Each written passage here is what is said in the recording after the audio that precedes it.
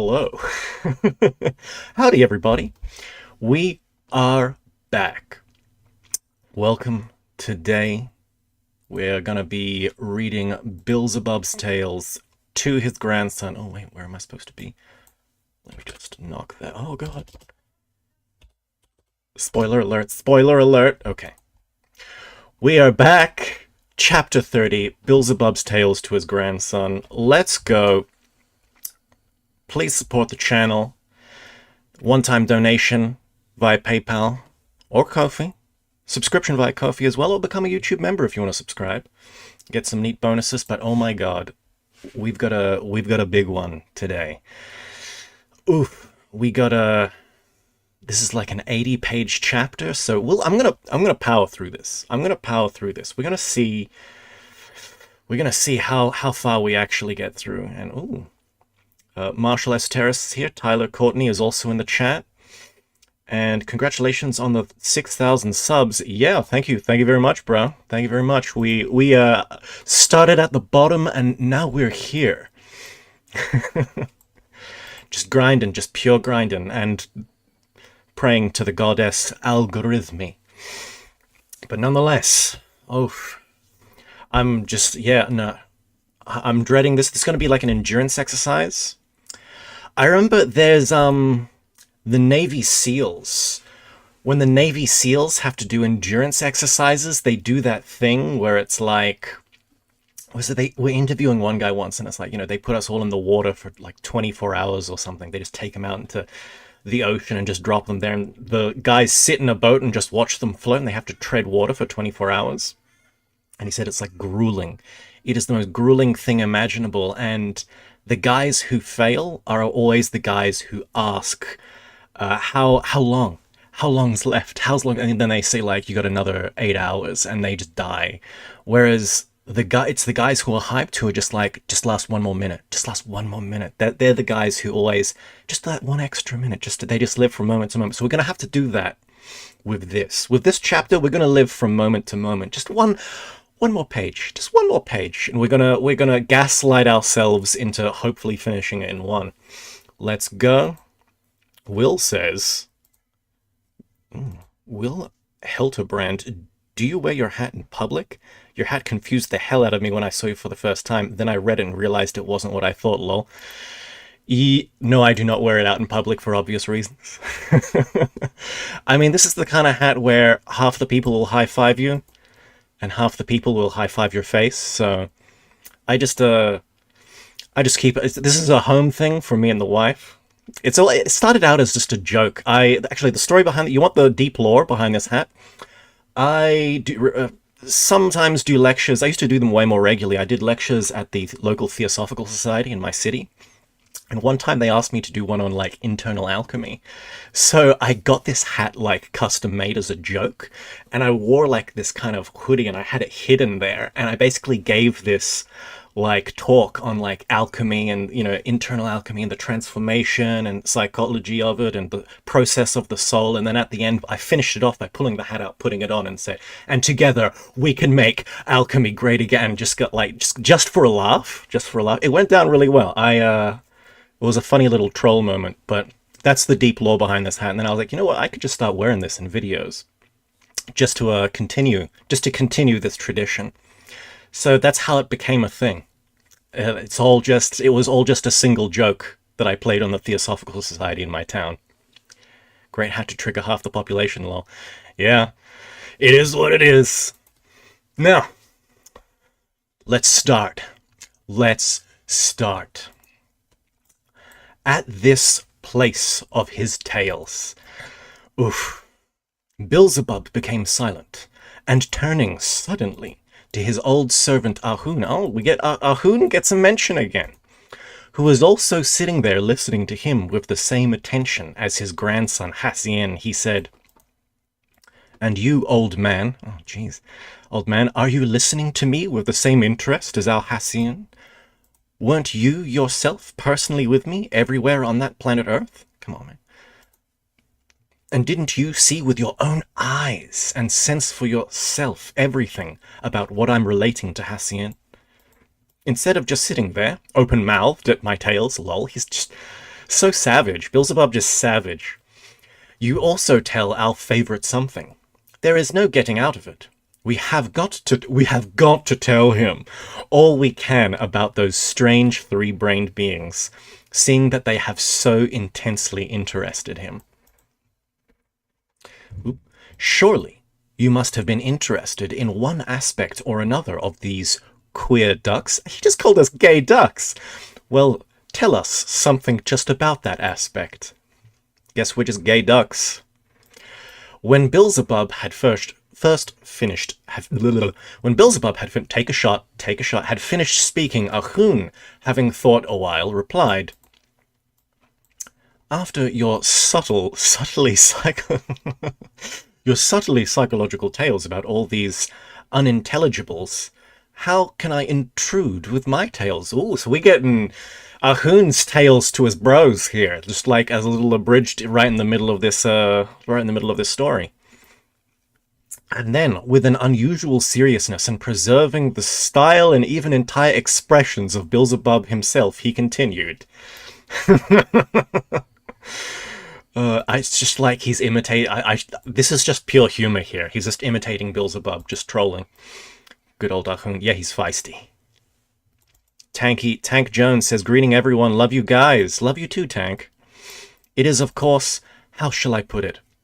My essence even was often thrown out of balance by those strange three-brained beings, who with their virtuoso caperings nearly always used to supply an impetus for evoking the being impulse of amazement in one way or another of my spiritualized parts." Well, I mean, that's what happens when you hang out with gay ducks. And then, addressing Hassien, he said, "All right, dear Hassien, I will not, like his right reverence, relate to you in detail about any particular oddity of the psyche of those three-brained beings of our great universe who have taken your fancy. No, I will only remind his right reverence of one factor, the cause of which arose during our 5th stay on the surface of that planet." Someone sending hearts in the chat. "And which, when we were there for the 6th and last time, had become the chief cause why, in every one of those favourites of yours, from the very first day of their arising until their formation as responsible beings, their ableness of normal being mentation is step by step distorted and finally transformed almost into a Kaltusara." Spicy. Sounds spicy. Thereupon, addressing Beelzebub himself, he with a timid look and in a hesitant tone continued to speak. Ooh. Beelzebub is the dom in the relationship. "Don't blame me, your right reverence, for venturing to express to you the opinion which has just arisen in me, and which is the outcome of my reflections on data already perhaps worn too thin for mind conclusions. While relating to our dear Hassien about all the various reasons that have brought it about that the psyche of the contemporary three-brained beings of the planet Earth who have taken his fancy has become transformed, as you once designed to express yourself, into a mill for grinding out nonsense, you scarcely even mentioned one factor, perhaps more important than the others, which during recent centuries has served as the basis for it. I intend to speak about that factor which has already become definitely maleficent for the contemporary beings, and at the arising of the cause of which you yourself were present, as I very well remember during our stay then in Babylon. I meant the factor they themselves call art. Okay, so we're going to hear about the arising of art, which is very important. Aesthetics, a field of philosophy. So we'll see what he says. If you should consent in your wisdom to take up that question in detail, then according to my understanding, our dear Hassien will have perhaps the choicest material for his better elucidation of all the abnormal strangeness of the psyche of the three-brained being that's true, who in most recent times arise on that planet Earth, which has interested him. You know what is one interesting thing about art and learning from art? I love it how in movies, whenever they have a bad guy, but they have a bad guy who's like refined. And the bad guy always has like a museum of like art and archaeological curiosities. And the whole kind of logic behind it is it's showing this villain in a way that is, he collects art of different people so he can understand their psychology and kind of manipulate them, or have a greater grasp, a greater knowledge, so that he can, do his dastardly deeds. But there's always this thing of like, a Bond villain having an art collection. It's not just an obsession. Or there's one, like a random one I'm thinking of, Star Wars cringe, but before, when Star Wars was cool, in the Legends universe, there's that one general called Thrawn, the blue guy, and he has like an art, it's always like this thing, it's like an art collection. Bad guys will always have an art collection to show that they always collect art to understand the psychology of different peoples, just so they can have dominion over their soldiers and over, or have, exercise their plans properly. But the whole kind of thing is you can gain a lot of knowledge from art. And this is one thing that becomes very important in the Fourth Way, or at least Ouspensky mentions in Search of the Miraculous, the objective art and subjective art. So that's where I'm assuming he's going to go with this. So, if you should is to consent in a... They are sophisticated evil. Yes, Marshall, esotericist, is correct. If you should consent in your wisdom to take up that question in detail. Normal strangeness. Yes. So, having said this, and having with the tip of his tail wiped off the drops, wiped off the drops, wiped off the drops of sweat which had formed on his forehead, Ahun became silent and adopted his usual attentive posture, like he's really afraid of Beelzebub. With an affectionate glance, Beelzebub looked at him and said, "Thank you, old man, for reminding me of this. It is true that I have scarcely even mentioned that indeed harmful factor created also by them themselves for the final atrophy, even of those data for their being mentation, which by chance have still survived." Because this is one thing I've heard other people say before. It's like, if there was no suffering, if in a golden age, if there was no suffering, there would be no art. And I'm like, well, that's not necessarily true, because, in our days, we kind of have this archetype of the tormented artist, the person who suffers and they turn their suffering into a form of, transmute it into something beautiful. But there's also the transcendental artist that receives, something from the higher world and inscribes it. And that's the sign of a golden age. Is in a golden age, there is no tormented artist. It's just pure transcendental art. But we'll see. He seems to be... Let's see where he goes with this. Let's see where he goes. He's just seeing it purely as a negative thing, but this could just be to rile us up, to get us in a different state of consciousness before he slaps us with some knowledge. "All the same, old man, though it's true that I have not so far once referred to it, that does not mean that I have not considered it at all. Having still a good deal of time before us during the period of our travelling, I should in all probability, in the course of my subsequent tales to our common favourite Hassien, have remembered in its time about that of which you have reminded me." So a paragraph of nothing. Thank you, Gurdjieff. Yes, even at the highest levels, art exists, exactly. It's just a different kind of art. At the highest levels, art exists, but also at the lowest level, there's still art there.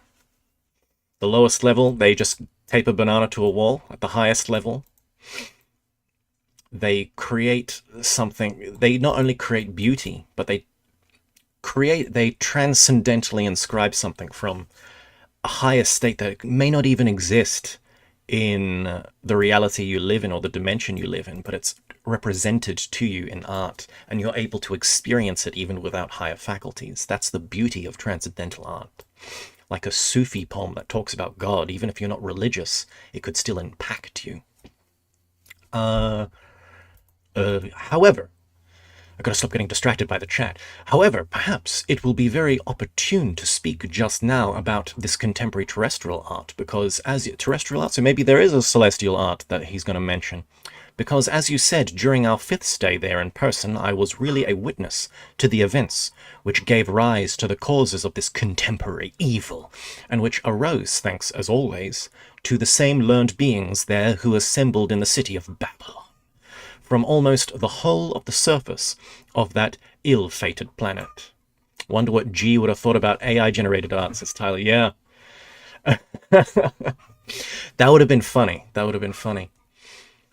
You know, I tried to make some Gurdjieff pictures in AI. I was like, give me when I got Midjourney a while back, I was like, give me a picture of a portrait of Gurdjieff, and it would always make him with like statues in the back. It was really interesting.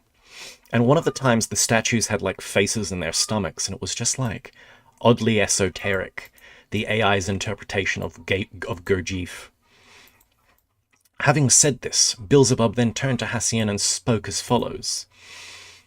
This same already definite idea there now exists there under the denomination art is, at the present time, for those unhappy favorites of yours, one of those automatically acting data, the totality of which of itself gradually, and though almost imperceptibly, yet very surely converts them, that is, beings having in their presences every possibility for becoming particles of a part of divinity, merely into what is called living flesh. Okay, hello.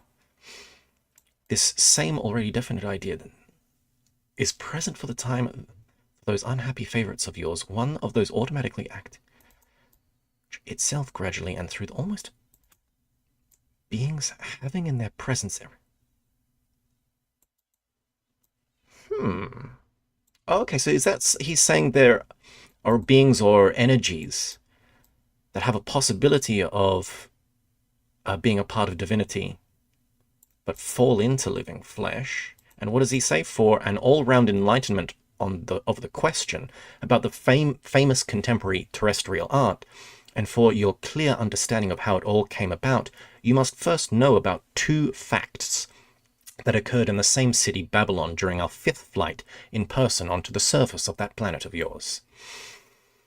The first is how and why I then came to be a witness of the events which were the basis of the reasons for the existence among the contemporary three-brained beings of the planet Earth, of that now definitely maleficent notion called art. And the second is which were the antecedent events that in their turn then served as the origins of the arising of these reasons. River King says he would have thought it was exactly the same as most art, mechanical. Yeah, exactly. AI art, mechanical. Sean says, love your videos. Thank you, Sean.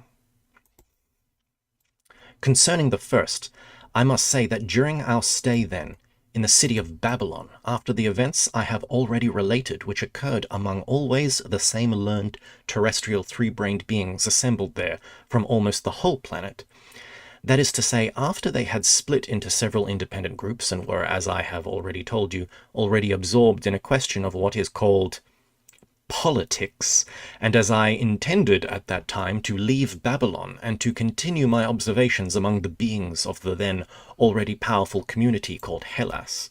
Oh, he went to Greece. Serial says, I'm not sure in which corner of the internet I have arrived. Howdy, Serial. We are reading Beelzebub's Tales to his grandson, which is an objective view of humanity via an alien race, basically, that are also divine and talk about God as his sovereign endlessness. It's pretty wild and also very hard to read, hence why we're all reading it together. I decided without delay to learn their speech. From then on, I chose to visit those places in the city of Babylon and meet those beings there which would be of most use in my practical study of their speech. Okay.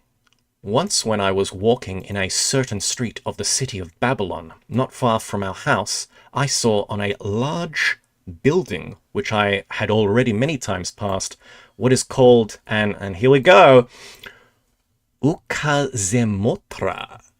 Yeah. I nailed that. Ukazemotra. Or as it is now called on the earth, a signboard. Oh, okay, that's what that is. Which had been just put up and which announced that a club for foreign learned beings, the adherents of legomenisms, remember this is that art of learning or transmitting knowledge in an odd indirect way, had been newly opened in that building. Over the door hung a notice to the effect that the enrollment of members of the club was still going on, and that all reports and scientific discussions would be conducted only in the local and Hellenic languages. This interested me very much, and I thought at once whether it would not be possible for me to make use of this newly opened club for my practice in the Hellenic speech. So you went to a Hellenic club to practice. Wonder if this is like a... I feel like this is something that actually happened. Like Gurdjieff went to like Greek clubs to learn Greek. Oh, no, he would have already known Greek, wouldn't he? Maybe this is how he learnt a bunch of his other languages. He just went to language clubs, just listened in. He knew like how many languages do you know? Like 6: Greek, Russian, Romanian, maybe Turkish, some Eastern ones. I guess he knew French as well. Did he know English? He must have learnt it at some point. Anyway. I then inquired of certain beings who were going in or coming out of that building about the details concerning the club, and when, thanks to the explanation of one learned being, with whom, as I chanced to find out, I was already acquainted, I had made it all the more or less clear to myself, I then and there decided to become also a member of that club. So he got his friend let him in. Without thinking long about it, I entered the building, and passing myself off as a foreign, learned being, I requested, as an adherent of legomonisms, to be enrolled as a member of the club. I managed to do this very easily, owing to that old acquaintance who I had met by chance, and who, like the others, took me for a learned being like himself. This is how you get into clubs, guys. You got to befriend a member, and then just... find yourself kind of there by accident, and then when the guy sees you, be like, oh my god, you're a part of this, oh my god. It's like, what a coincidence. And that's how you get in. That's how you get in. Well then, my boy, having thus become what is called a full member of that club, I used afterwards to go there regularly and to talk there chiefly with those learned members who were familiar with the Hellenic speech which I needed. As regards the second fact, this proceeded from the following Babylonian events. It must be remarked that among the learned beings of the planet Earth, who were then in Babylon, and who were gathered there partly by coercion from almost the whole of the planet, by the mentioned Persian king, and partly voluntarily on account of their already mentioned famous question of the soul, there were several among the beings brought there by coercion who were not, like the majority, learned beings of new formation, but who, with a sincerity proceeding from their separate spiritualized parts, strove for high knowledge only with the aim of self-perfection.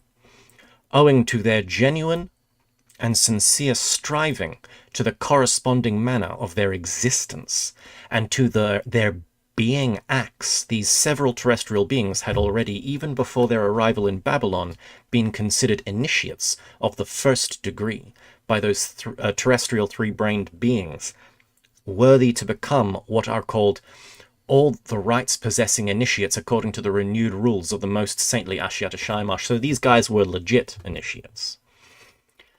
And thus, my boy, when I began going to the said club, it became clear to me, both from the conversations with them and from other data, that these several terrestrial learned beings who sincerely strove to perfect their reason had from the beginning kept to themselves in the city of Babylon, and never mixed in any of those affairs with which the general mass of these Babylonian learned beings there of that time very soon became involved. These several learned beings kept themselves apart, there not only in the beginning, when all other learned beings who were then in the city of Babylon first opened a central place for their meetings in the very heart of the city, and when, for their better mutual support both materially and morally, they founded there a central club for all the learned beings of the earth. But also later on, when the whole body of learned beings was divided into 3 separate sections, and each section had its independent club in one or another part of the city of Babylon, they identified with themselves with none of these said 3 sections. So these are legit guys, just being lone wolf Sigma males in a group, and he found them. He found the Sigmas. They existed in the suburbs of the city of Babylon, and scarcely met any of the learned beings from the general mass, and it was only several days before my admittance among them as a member of this club that they for the first time united for the purpose of organizing the club of the adherents of legomenism. These learned beings about whom I am speaking had all without exception been taken in the city of Babylon by coercion, and they were for the most part those learned beings who had been taken there by the Persian king from Egypt. So this is interesting. They're Egyptians who speak Greek in Babylon. This sounds like he's referencing Alexandria, the city of Alexandria in Egypt, but it was a Greco-Egyptian city, so they all spoke and wrote in Greek. Or, oh, they would have used Greek letters, but they would have written in their own language. You know, like how you can, instead of using Japanese kanji, a Japanese person can still write their language, but with English letters. They were doing that with Greek letters in the Egyptian language. So, but that's interesting. They're Greek speaking, though, because he's learning Greek from them, but they come from, but the whole thing is Alexandria. That was the melting pot. That was where a lot of Hermetic stuff originates. So there's also something else that's interesting. And they're adherents of the true rules of Ashiata Shamash, who, as I mentioned before, he seems to be a composite being that Gurdjieff kind of created. He seems to be a kind of a reference to Zarathustra, but also there are elements of Hermes Trismegistus in him. So that's also interesting. Things to reflect on. As I later learned, this uniting of theirs had been brought about by two learned beings who were initiates of the first degree. So, first degree. I want to see. Give me a list. Give me the graph sheet that shows me all the degrees and how they relate to each other before I judge. But he says first degree, so it must be, you know, like, is first degree better than the third degree? Is that what's up? Serial says, so these ultra-learned beings couldn't see that this guy wasn't a legomanist and just joined the club because he knew a guy, Keck? Oh no, he claimed to be a learned being as well. It's more that they couldn't see that he was an alien from outer space. That's the thing that's funny. One of these two initiated learned beings of the Earth, who had his arising among, as they are called, the Moors, was named Canil el Norkel. That's such a funny name. Norkel. The other learned initiated beings was named Pythagoras. Oh, okay, baby. Let's go. So we got Moors. This is a representation, a representative in Gurdjieff's work of someone perhaps from the Islamic sphere, and then we have Pythagoras, who's there as a representative from the Hellenic sphere. And he arose from among, as they are called, the Hellenes, those Hellenes who were afterwards called Greeks. Yes. As it later became clear to me, God punished the Hellenes by turning them into Greeks.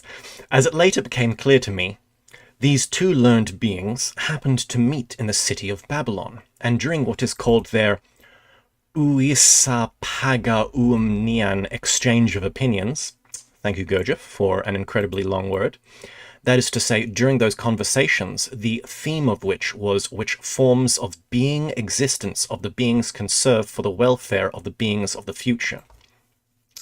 Sounds satisfactory, but Pythagoras was talking to another guy and they were having a dialectic, basically, about this. About what ethos they should follow to not only help their own being existence, but the being existence of beings in the future. So they had a large time scale. Like Leto, the 2nd of June. They clearly constated that in the course of the change of generations of beings on the Earth, a very undesirable and distressing phenomenon occurs, namely that during the process of reciprocal destruction, that is during what are called wars and popular risings, a great number of initiated beings of all degrees are, for some reason or other, invariably destroyed, and together with them there are also destroyed forever very many legomenisms,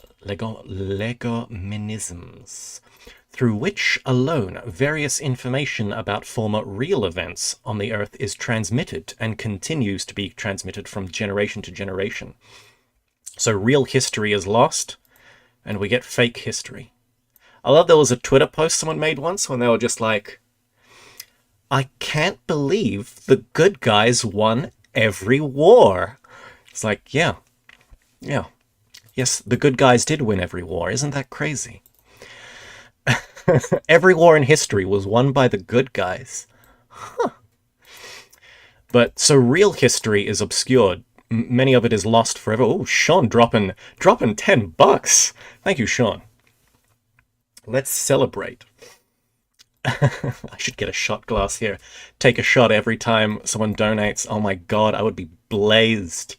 Just first shot in. Imagine trying to read Beelzebub's. No, that would be terrible. You'd be obscuring your consciousness while trying to awaken it. That's a bad idea. I'm not going to do that. Now, when the two mentioned sincere, honest, and learned beings of the earth constated what they then called such a distressing phenomenon, they deliberated a long time about it, with the result that they decided to take advantage of the exceptional circumstance that so many learned beings were together in one city to confer collectively for the purpose of finding some means of averting at least this distressing phenomenon which proceeded on the earth owing to the abnormal conditions of the life of man. So they want to find a way to preserve knowledge even through the many deaths and destruction of wars. And it was just for this purpose that they organized the said club called the Club of Adherents of Legomanisms. So many like-thinking beings at once responded to their appeal that 2 days after my own admission as a member of this club, the enrollment of new members already ceased. And on the day when new members ceased to be admitted, the number of those enrolled amounted to 139 learned beings. Not a round number, never a round number. 139. Numerologically goes down to 13. 1 plus 3 equals 4. 4 plus 9, 13. And it was with this number of members that the club existed until the said Persian king abandoned his former caprice connected with those terrestrial learned beings. As I learned after my enrollment as a member of that club, all the learned beings had arranged on the very first day of its opening a general meeting, at which it was an unanimous. Oh my god, I'm tripping balls. Anonymously resolved to hold daily general unanimously. Oh my god. Oh, god damn it, dyslexia. Oh yeah, I'm gonna give you a little heart there, Sean. Thank you, Sean. Jesus Christ. Unanimously resolved to hold daily general meetings when reports and discussions on the two following questions were to be made, namely, the measures to be taken by the members of the club on their return home for the collection of all legomanisms. Yeah, unanimously. Yeah, I get it now. I was tripping because it was cut in half, and so I was just like,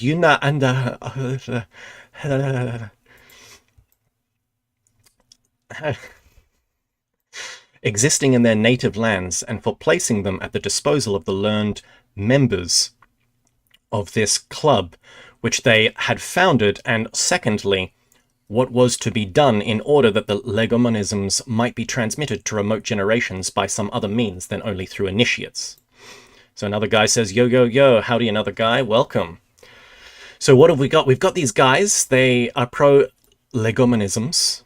They want true history and true knowledge to be preserved, even through wars and history, to future generations. They want to be received, but these legomanisms are only preserved from initiate to initiate, so if an initiate dies without... Tyler says, drink! No. Yeah, everyone drink because I messed up. Now, they want to preserve them all. So they've collected all of this knowledge from all of their native lands into one place, but now they want to find a way to transmit it through history, even though it's not transmitted through initiates. So this is something really interesting, because sometimes A lot of esoteric orders nowadays, if you can even call them esoteric orders, there's a Rosicrucian school in your area, you email them and nothing back, just dust balls, and you keep going and calling and eventually you get a call back, or you make contact, and it's literally just a guy who's selling, and he claims to have branches around the world, and, new ones open up here and there, and you get the impression that he's just kind of selling charters, and these, selling charters to different places, to just different people. And this large school is just, he's selling kind of certificates to one guy over here and one guy over there, and it's just a kind of a fake school. It's a front. It's fallen and just turned into a business. But every now and then you may kind of come into a pseudo school that's still kind of alive somehow. It's got some members left.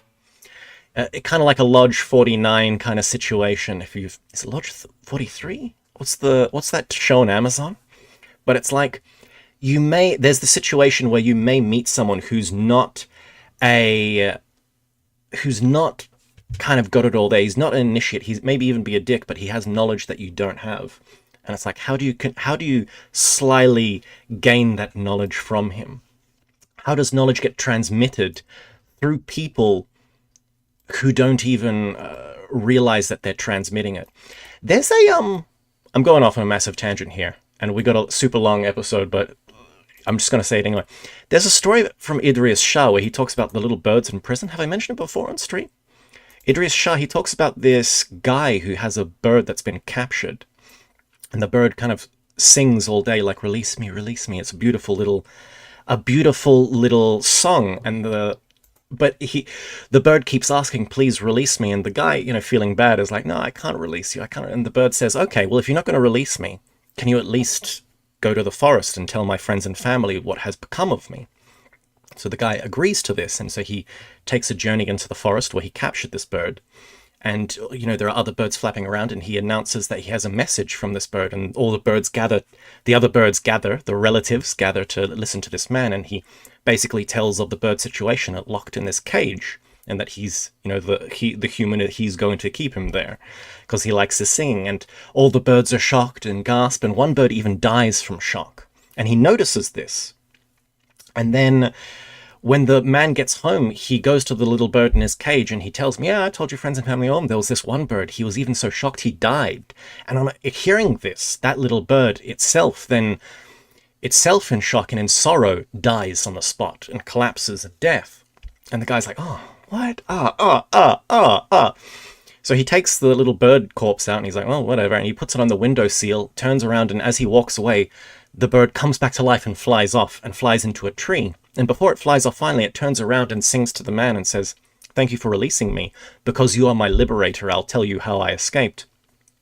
When you went and told my friends and family that I was trapped, one of my uncles gave me the key to escape. And you were the one that transmitted that key to me. Thank you for being my liberator. And then that bird flew off and he never saw it again. And so it's this thing of that guy imprisoned the bird, but he also liberated the bird by accidentally giving it a key. And where did he get the key from? He unknowingly transmitted it himself. And so, you hear about occult schools and abuse and institutions, but it's almost like sometimes if you've got nothing and maybe you're just kind of stuck, maybe you do need to go into, go into a cult and do like a little skullduggery almost. Just kind of go in with consciousness. Just be a hardcore Sigma male and just try and get knowledge and get out. Tyler says, is joining a group worth it? I've thought about it, but I've always thought it would be lame. You know what? If you are progressing by yourself and you feel you're progressing, like you are applying practices, says you're moving forward, even if it's slow progress. If you feel you're making progress and you're by yourself, why would you need to join a group? But there are positives to being in a group. I'm one guy, I can't read all the books in the world, but if you're in a group, when I used to be in a group, and so it's like you have someone else, you have communication between different people. Someone else has read a book that I've wanted to read, and I'm like, oh, tell me about it, and we can have a dialectical conversation about it. There is an exchange of opinions, exchange of angles, exchange of perspectives. And through an exchange of perspectives, you're able to frame knowledge differently in ways that you weren't before, and it can really revolutionize a practice that you've been doing, and you do it, and it's not even that you do it in a different way, it just vitalizes it differently. It's a bit hard to describe if you've never kind of been a member of a group, but it's like things like that happen. It's useful. It has a utility. If you're making progress and you're by yourself and you're happy, well, why not? But if you feel stuck, being a member of a group can be useful. On the path, there are times when it is better to be alone, and on times in your path, there are going to be times when it is necessary to be amongst others. And that can interchange over different periods. So it depends. It depends on the conditions on which you are bound by at that moment. If you feel curious and you feel like you could be making more progress than you are, check it out. Check out what's in your area. Even if it's something completely different, like I know you've learned Gurdjieff stuff all your life and there's an OTO school or something, or if you've been a member of the OTO and you're like, fuck that shit, but there's a fourth way kind of club, check it out, or a yoga school, or you've been in yoga and you want to try Rosicrucianism. Having as general a view as possible, having as general a perspective, having as general an event horizon as possible is key and part and parcel for the work. Was it Care Bear Bard of Cards says, hi all, from South Carolina. I'm in a group reading the Initaro now. Okay, cool story, Mr. Bard Cards. Now, back at it.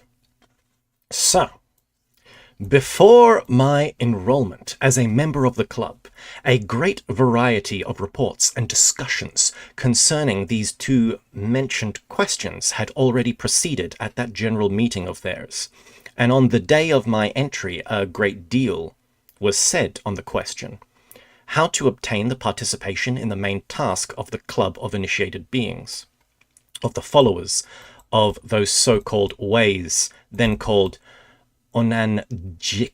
Oh, Jesus Christ, what the hell is that? What the hell is this, Gurdjieff? D and a j, d and icky. Jiki. Onanjiki. Okay. Ways. The different types of path are called Onanjiki. Shamanist, Buddhist, and so on. Okay. That is a kind of, actually, now that I'm rolling it across my tongue, it kind of is a cool word. Onanjiki. Oh. Now, okay, so how do we get all the knowledge of these ways, and how do we transmit them to future generations? Well then, on the third day, after my enrollment as a member of this club, on the third day, there was uttered for the first time that word which has chanced to reach contemporary beings there, and which has become one of the potent factors for the total atrophy of all the striving, all the still surviving data for more or less normal logical mentation, namely the word art, which was then used in a different sense, and whose definition referred to quite a different idea and had quite another meaning. So when they first started talking about the maleficent art that has come down to, there are different forms of art that he's going to get into, and there's this true art that they're inventing, which is basically a form of packaging secret knowledge and perpetuating it to future generations through something other than an initiate. So even if an initiate of an order dies, the knowledge of the order can still survive. It's like the death of Orpheus in Eurydice. After he fails to bring Eurydice back from the underworld, Orpheus is killed and he's torn to pieces. And his body parts are torn to pieces by followers of Dionysus, which is interesting. But his body parts are thrown in the river and washed away. Except the heart, as soon as it hits the water, turns into a swan and flies off. And his head, as it's flowing through the river, gets caught between a stone and continues to chant. And it's like, I think Manly P. Hall had an interpretation of that, and he said the Orpheus being torn to pieces, that was his order, the Orphic rites. The sacred rites are gone. The Orphic societies are broken to pieces. They don't exist anymore. They were broken to pieces, they were destroyed, dismantled, and they've been washed away by time. However, two things remain. The head, which came off and continues to speak, So we still have Orphic hymns, or we still have the teachings. We're still, even after the Orphic society was destroyed, the teachings were still spread throughout the world, or still around, even after the destruction of the society, or the rites.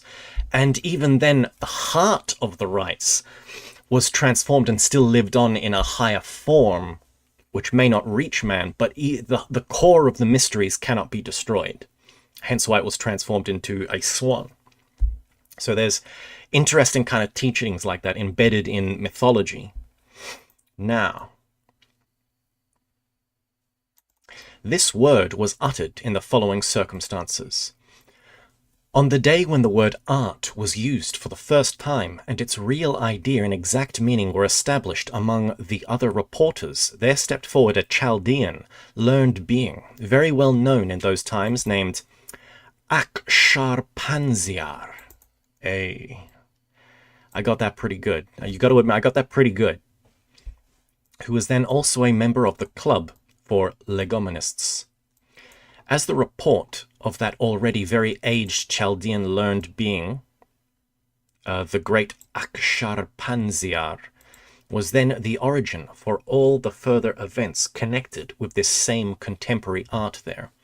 I will try to recall his speech and repeat it to you as nearly as possible, word for word.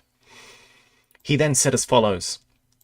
The past, and especially the last 2 centuries, have shown us that during those inevitable psychoses of the masses, from which wars between states and various popular revolts within states always arise, many of the innocent victims of the popular bestiality are invariably those who, owing to their piety and conscious sacrifices, are worthy to be initiates, and through whom various legomenisms containing information about all kinds of real events which have taken place in the past are transmitted to the conscious beings of succeeding generations. Alas, just such pious men as these always become such innocent victims of popular bestiality only because, in my opinion, being already free within and never wholly identifying themselves as all the rest do with all the ordinary interests of those around them, they cannot for that reason participate even in the attractions, pleasures, and sentiments, or in the similarly clearly sincere manifestations of those around them. So they can't be a follower, and everyone's like, if you're not gonna join the revolution, then you're a counter-revolutionary. Behead. Fadi Debumbo in chat says, was it Osiris's phallus? Oh my god, I'm gonna see his sarcophagus today. It's in South Australia. Oh, you're in South Australia. Howdy, howdy. Yeah, Osiris, well, that was the story of Osiris. Osiris and his phallus. I think there's multiple stories. The main one is Isis found all of his body parts except his phallus. There are ones where I think she finds only the phallus, and then she builds a body of him out of clay, but nonetheless. Let's keep moving on. And in spite of the fact that in ordinary times they exist normally and in their relations with those around them are always well-wishing in both their inner and outer manifestations, and thus acquire in normal periods of everyday life the respect and esteem of those around them, yet when the mass of ordinary people fall into the said psychosis and split into their usual 2 opposing camps, then these latter, in their state of bestialized reason, during their fighting, begin to entertain morbid suspicions of just those who in normal times have always been unassuming and serious.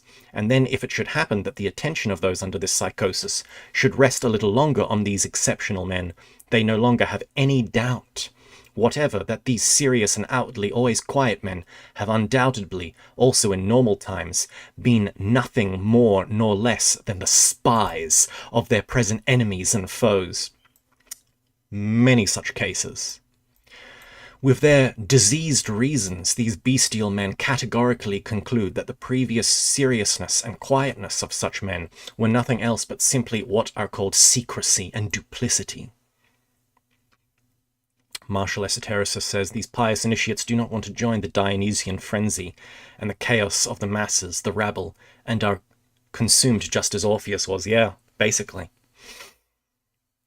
Basically, well said.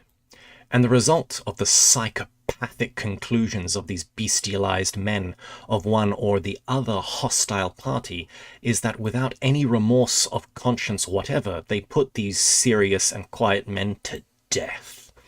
Alas, how many occultists were destroyed in China and Russia over the many years of cultural revolutions? I remember even like someone saying there are whole lineages of Taoism that are lost because of, in the First World War, like in China, they're just like, everyone got conscripted. So it's like a whole temple of dudes, including the master, put them on a train, give them 100 guys, give them 50 rifles and a bunch of bullets, and the train gets hit by a mine and everyone dies. And it's like, boom, just temple empty, just an entire Taoist lineage wiped out. So you just kind of think like, God damn, what has been lost? Now, in my opinion, what I have just said has most frequently been the cause why the legomenisms about events which really took place on the earth have, in the course of their passage from generation to generation, also totally disappeared from the face of earth. Another guy says, what is Beelzebub's Tales even about? I know it's made by Gurdjieff. It's even about, so basically, we're on a spaceship, and Beelzebub's grandson asked him a question, and this entire thing is just an elaborate explanation of that single question. Because it's like a question leads to a question, leads to a question, and it just turns into an infinite regress. And so this book is a labyrinth that we have to dive into and play in. And inside the labyrinth, you may come to a corner and turn, and all of a sudden you find secret information.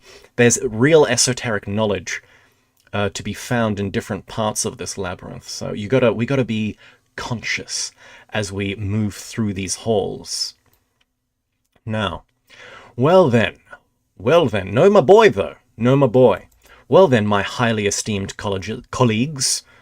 If you wish to know my personal opinion, then I shall sincerely tell you with all my being that in spite of all I have told you about the transmission of true knowledge to distant generations through corresponding initiates by means of legomenisms, there is now nothing whatever to be done through these means. This is funny as well, because if you think about it, he's talking about what? Transmitting sacred ancient knowledge to future generations through art. What are we doing now? We're reading a book which is kind of it's not necessarily poetry, it's not necessarily myth, it's kind of a combination of folklore mixed with a novel style. It's, in a sense, Beelzebub's Tales to his grandson is a form of art. And so we're reading a form of art, and in this form of art there is a description of what art is and how it's transmitting information to us. So this in and of itself creates an infinite fractal. Or this chapter, maybe that's why this chapter's so big. Let this means be continued as before, as it has been on the earth from the dawn of centuries, and as this form of transmission by initiates, through their ableness to be, was renewed by the great prophet Ashyata Shayamash. If we contemporary men desire at the present time to do something beneficent for men of future times, all we must do is just to add to this already existing means of transmission some new means or other, ensuing from the ways of our contemporary life on the earth, as well as from the many-centuried experience of former generations, in accordance with the information that has come down to us. I personally suggest that this transmission to future generations be made through the human what are called afal kalna. Sounds delicious.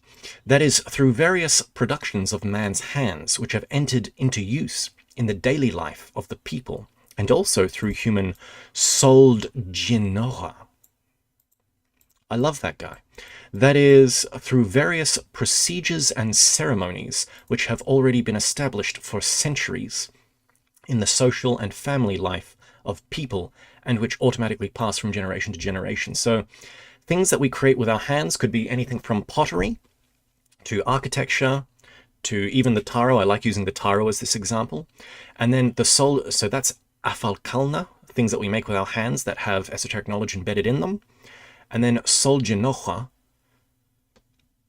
this is ceremonies and social mores that contain things in them. So maybe dances, and even ceremonies like Tyler says, trad wife needed. Exactly. Even things like ceremonies. I think there's a bit in Search of the Merak where Gurdjieff is speaking and he mentions something about the Christian ceremonies of the Mass, and people kind of walking around imitates, what would you call it? Imitates the movements of planets in the sky. Embedded in there is that information. It's interesting, when you look at this historically, what he's talking about is a form of hermeneutics, and the first people that we have in recorded records of doing this are the Stoics. So in kind of esoteric ancient Greece, Plato didn't really like kind of the myths around. He was like, they're degenerate. We need to make new myths or change them. And people were kind of scandalized by that. So they didn't want to do what Plato did, or some people did. But the other way to get around this is to do what the Stoics did. The Stoics were the first ones to do esoteric interpretation. The Stoics were the first people to say they will read Homer's Odyssey, but be like, maybe this passage is a metaphor for something else. Or they would find kind of structures of physics within the text or astronomical values in the text. That became they were the first kind of people to do this. And it's like, this is basically what is being taught here. There are things that come down to us, things that are created with our hands, and ceremonies even in life. I remember Guido von List in, his book on the runes, he was like, runic knowledge has survived in German life, in the structure of the architecture, like, the kind of the beamed style of architecture they have. And he said even in cooking, the different forms of pretzels with their knots, the patterns themselves are like race memory expressing itself through cooking. And you just kind of, when you first read that, you're just kind of like, he's huffing copium. Nah, I don't know about that, Guido. But I don't know, there is something to, I don't know, it's not just like skitzing out and seeing esoteric, information everywhere, but really looking at things and connecting things that wouldn't be connected. I reminded of another book, The Glass Bead Game by Hermann Hesse, where it's like they do that thing where they kind of connect, like Western music theory to Chinese architecture. And it's like you get disparate things and try to connect them into this string of knowledge, this glass bead game.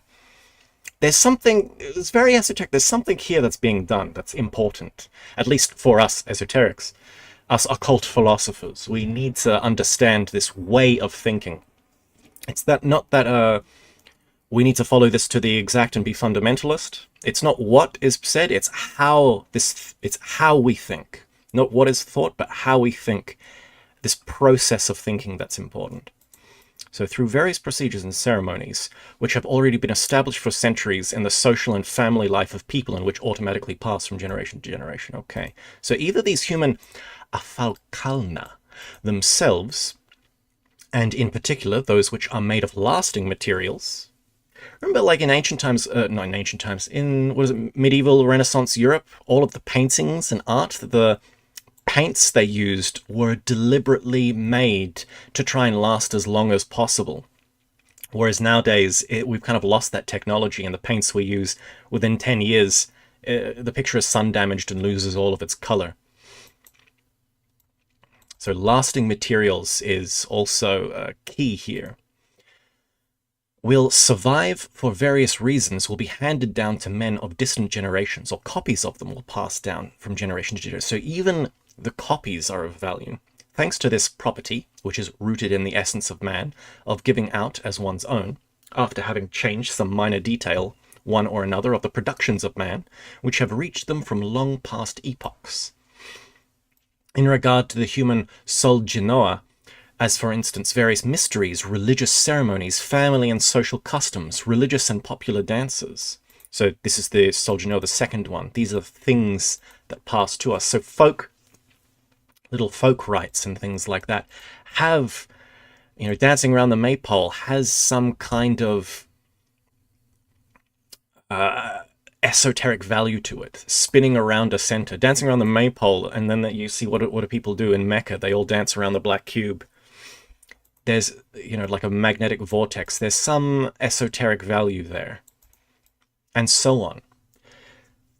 Then, although they often change in their external form, with the flow of time, yet the impulses engendered in man, through them and the manifestations of man derived from them always remain the same.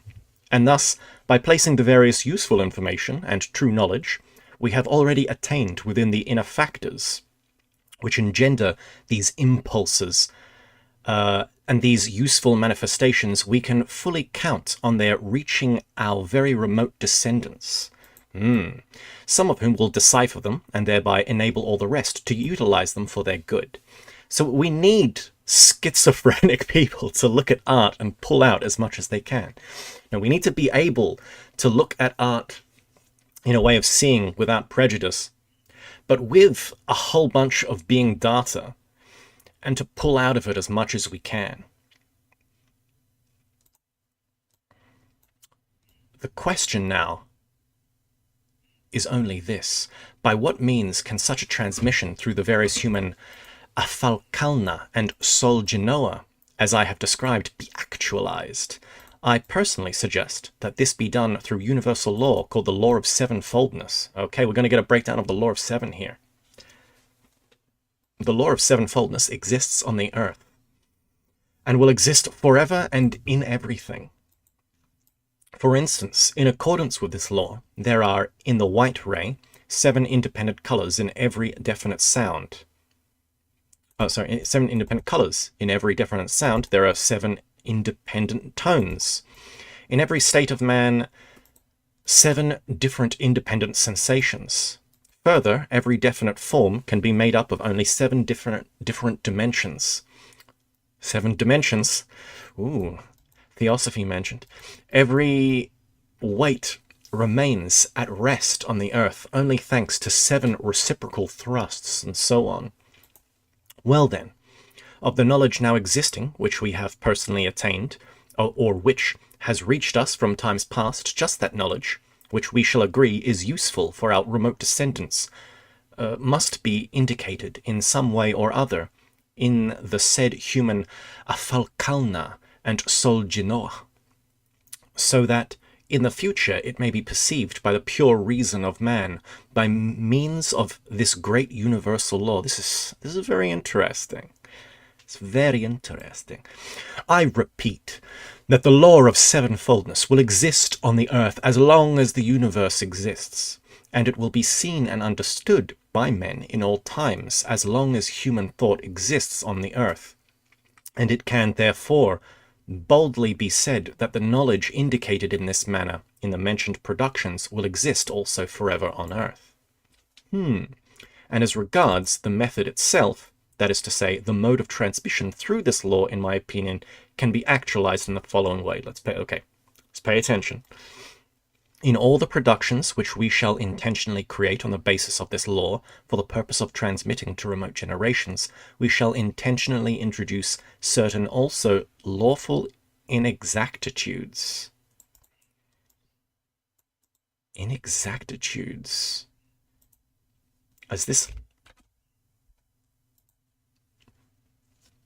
lack of accuracy and precisions. So this is interesting. So say they make a painting, but instead of making it perfect, they deliberately allow imperfections in certain places, and those imperfections are signs or signposts directing you in certain places. Like missing semitones. Yeah, Driver King says mistakes. Yeah. I was just double checking just in case. And then these lawful inexactitudes, so deliberate mistakes, we shall place by means available to us the contents of some true knowledge or other which is already in the possession of men of the present time. So it's almost like they make art which has some deliberate mistakes in it. People don't know that they're deliberate mistakes, but if you're given the key, it's like, oh, those mistakes are deliberate. Then you can kind of look and see the pattern within the art that is being showed to you, and the pattern then reveals some kind of knowledge that can then come to you from the past to you in the present. In any case, for the interpretation itself, or as may be said, for the key to those inexactitudes in the great lore, we shall further make in our productions something like a legomenism. Legomenism. God damn, I don't know why this word is hard.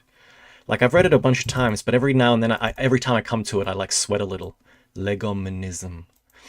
And we shall secure its transmission from generation to generation through initiates of a special kind, who we shall call initiates of art. Okay. And we shall call them so because the whole process of such a transmission of knowledge to remote generations through the law of sevenfoldness will not be natural but artificial. And so, but not my boy, my highly accomplished and impartial colleagues, I guess because he's talking within the story, it must now be clear to you that if for some reason or another the information useful for our descendants concerning knowledge already attained by men about past events on the earth fails to reach them through genuine initiates, then thanks to these new means of transmission which I have suggested, men of future generations will always be able to reflect upon and make clear to themselves, if not everything now already existing, then at least those particular fragments of the common knowledge already existing on Earth, which chance to reach them through these said productions of the hands of contemporary man, as well as through those various existing ceremonies in which, by means of this great law of sevenfoldness, and with the help of these artificial indications of ours, we shall now put what we wish. With these words, the great Aksharpanzyar then concluded his report. Okay, so they're going to embed esoteric knowledge into art, and just hopefully YOLO guys in the future will be able to get the fragments of knowledge out of the art and assemble it together. Hence why it is good to have a kind of a knowledge and understanding or an experience of world history, world mythology, and world folk tales, world music. Architecture of different nations can also be very necessary, very helpful as well to learn. Considerable excitement and noisy discussion followed his speech among all the members of the club of the adherents of legomenism. A good example would be Blake. Yeah, William Blake is a great example. You read William Blake's stuff, and he also continuously makes references to other people. So it's like you read William Blake, and he's like, Swedenborg, Paracelsus, Boheme. You see his influences, and you can kind of use him as a linkage to other people, but yeah, Blake has some serious stuff in him as well. There are some very interesting things in Blake. I read a Marriage of Heaven and Hell ages ago, but I want to get back into some Blake, actually. He's got good stuff. Considerable excitement and noisy discussion followed his speech among all the members of the club of the adherents of legomenisms. And the outcome of it was that they then and there unanimously decided to do as the great Aksharpanzyar had suggested. Someone dropping hearts in the chat again. Stop it. A brief interval was then allowed for eating, after which they assembled again, and the second general meeting of that day continued throughout the night. Well then, the unanimous decision was then carried to begin the following day, making what are called minia images, or as the contemporary three-brained beings call them, models of various productions, to try to work out the possible and most suitable means of indication on the principles laid down by the great Aksharpanzyar, and thereafter to bring these minia images or models of theirs to the club for exhibition and expositions to the other members. True River King actually reminded me in the chat, this is the other thing about putting deliberate mistakes in art. When someone realizes that there's a mistake there, they then want to complete it or perfect it. And then that act of trying to complete or perfect it may build something in them that they needed for their path. So you kind of have this tradition in like Rosicrucian schools where they'll give you a ritual, but it will be a half ritual, and you have to complete the rest with your intuition. Or in alchemy, they give, or another one is Rosicrucian ciphers. They'll give you a manuscript, but they'll only give you like half the cipher, so you just have to work the other half out. And it's like, why do people do this? Why do the masters do this? Why do they give you things that are incomplete? It's like, you could be given the teaching, you know, it's like, why don't we just get given the truth? It's like, if you get given the truth, you're just passive and you're just receiving it. And nothing really develops. You become kind of, it's like a lazy thing. You're a passive receiver. But if you're active, you're wanting to find the truth, there's something in you that also is there that's working. It's like intuition is those higher functions activating and communicating with you, and you then touch your intuition and you kind of get the knowledge.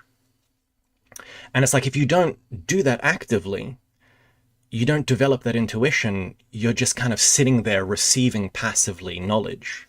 So hence why it is good to kind of work for it as well. Minia images, not awkward to say at all. Not at all. Gustave Moreau was a French symbolist. His work is amazing. Yeah, Gustave Moreau is another one. Love here's, what is it, Jupiter and Semele. Hit that one's crazy, dog. I love that image. Love that image. Where am I at? God damn, I keep getting distracted by chat. Well, the unanimous decision was then carried out. So the images, called them models of various productions, to work out the possible and the most suitable means of indication on the principles laid down by the great Aksharpanzyar, and thereafter to bring these minia images or models of theirs to the club for exhibition and exposition to the others. Within the following 2 days, many of them already began bringing the minia images they had made and showing them with the appropriate explanations, and they also began demonstrating every variety of those acts which beings of the planet had before occasionally performed in the process of their ordinary existence, and which they still manifest up until now. Among the number of models they brought, and the various being manifestations they demonstrated, were combinations of different colors, forms of various constructions and buildings, the playing on various musical instruments, the singing of every kind of melody, and also the exact representation of various experiencings foreign to them, and so on and so forth. Man, R.I.P. Gurdjieff would have loved anime. Yeah, passive reception is also why students at school don't retain any knowledge once they graduate. Yeah, exactly. Thank you, Marshall Esotericist. Shortly after, for the sake of convenience, the members of the club divided themselves into a number of groups, and each 7-part, which they called a day of that definite period of time, which they called a week, they devoted to the demonstration and exposition of their productions in one particular branch of knowledge. Here it is interesting to notice that this definite period of the flow of time, namely a week, has already been divided on your planet into 7 days, and this division was even made by the beings of the continent Atlantis, who expressed it in the same law of sevenfoldness with which they are quite familiar. The day of the week, where then on that continent Atlantis, called as follows. Here we go. We're going to get a whole bunch of names that will never be mentioned again. Sikra, Evo Sikra, Servo Sikra, Mido Sikra, Maiko Sikra, Loco Sikra, Sonia Sikra. Man, those are interesting words. This kind of lulls you into a little.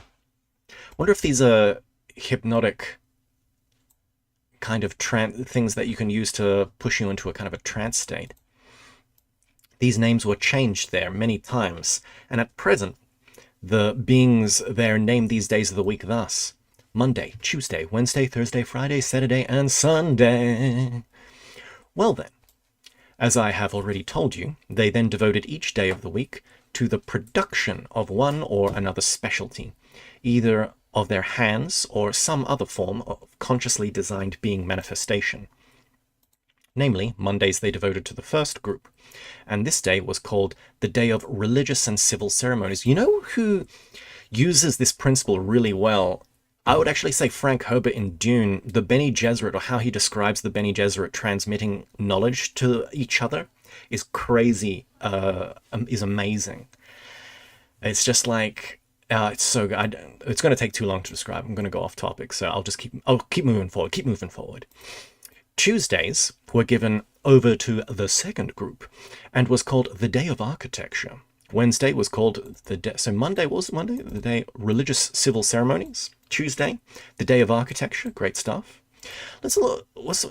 Monday is the day of the moon, religious and civil ceremonies. Okay, Tuesday is what's Tuesday? Tuesday is Mars, right? Day of Architecture. Wednesday, the day of painting. Wednesday, or the day of Mercury. Thursday, Thursday. Maybe what's Tuesday?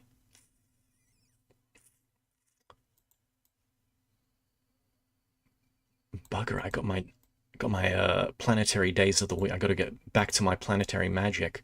Days of so Thursday is days of religious and popular dances. Friday, that's Freya's day, the law of love, Venus, is the day of sculpture. Okay. Saturday, day of the mysteries. Saturnian day. The day of theatre and mysteries. That's interesting. Yeah, I was thinking Tuesday's Mars. Then what's Thursday? Thursday's Jupiter. Duh. Oh my god. So that's popular dancers, day of religious festivals. Yeah. Oh my god. Yeah, or as it is also called, so Saturday is the day of mysteries, Saturn, but it's also the day of theatre, and they always talk about theatre has a magic to it. There's something interesting in theatre. And then, of course, Sunday, the day of music and song. Okay, that's just general then. Music and song, you know, sunny times, sunny days. On Mondays, namely on the day of religious and civil ceremonies, the learned beings of the first group demonstrated various ceremonies in which the fragments of knowledge that had previously been selected for transmission were indicated by means of inexactitudes in the law of sevenfoldness, chiefly in the inexactitudes of the lawful movements of the participants in the given ceremonies. So I wonder if he's saying, like, if you get any piece of art and you try to crush it into a schema that fits the law of seven, obviously a lot of forms of art won't fit, but that's just it. It won't fit because of deliberate mistakes. So in doing that, it indicates something. I wonder if that's where he's kind of going with this. Anyway, for instance, let us suppose that the leader of the given ceremony, the priest, or according to contemporaries, the clergyman, has to raise his arms towards heaven. This posture of his infallibly demands, in accordance with the law of sevenfoldness, that his feet should normally be placed in a certain position. But these Babylonian learned beings intentionally put the feet of the said leader of the ceremony not as they should be placed in accordance with this law, but otherwise. They got one leg up on the altar with his arms raised. And in general, it was just in all these otherwises that the learned beings of that group indicated in the movements of the participants in the given religious ceremony by a conventional, what is called alphabet, those ideas which they intended should be transmitted through these ceremonies to the men beings of their remote descendants. Kind of vaguely reminds me about like rune yoga, like how people say the runes are also body positions, but also the different body positions used in sacred practices have a specific meaning. I remember one guy breaking down like Islamic prayer and basically saying it contains the vowels E-R-O, like the Gnostic vowels in it. It's like some kind of secret Gnostic practice that smuggled its way into Islam. And I'm like, that's a spicy hot take. But yeah, this is a very interesting idea. On Tuesday, Namely, on the day of architecture, the learned beings belonging to the second group brought various models for such proposed buildings and constructions as could endure a very long time. Gotta love some architecture. Definitely not the architecture of nowadays, but give me some of that neoclassical, that Gothic stuff. And in this case, they set up buildings not exactly in accordance with the stability ensuing from the law of sevenfoldness, or as the beings there were mechanically already accustomed to do, but otherwise. So odd things in architecture should also be indications to you. They're pointing something, they're calling to you. For instance, the cupola of a certain construction had, according to all the data, to rest on 4 columns of a certain thickness and definite strength. But they placed the said cupola on only 3 columns, and the reciprocal thrust, or as it is also expressed, the reciprocal resistance ensuing from the law of sevenfoldness for supporting the surplanetary weight, they took not from the columns alone, but also from other unusual combinations ensuing from the same law of sevenfoldness, with which the mass of the ordinary beings of that time were also already acquainted. That is to say, they took the required degree of resistance of the columns chiefly from the force of the weight of the cupola itself. Woo! Frank Lloyd Wright would be a good example. Who dat? That's a name I don't know. I'll look it up later.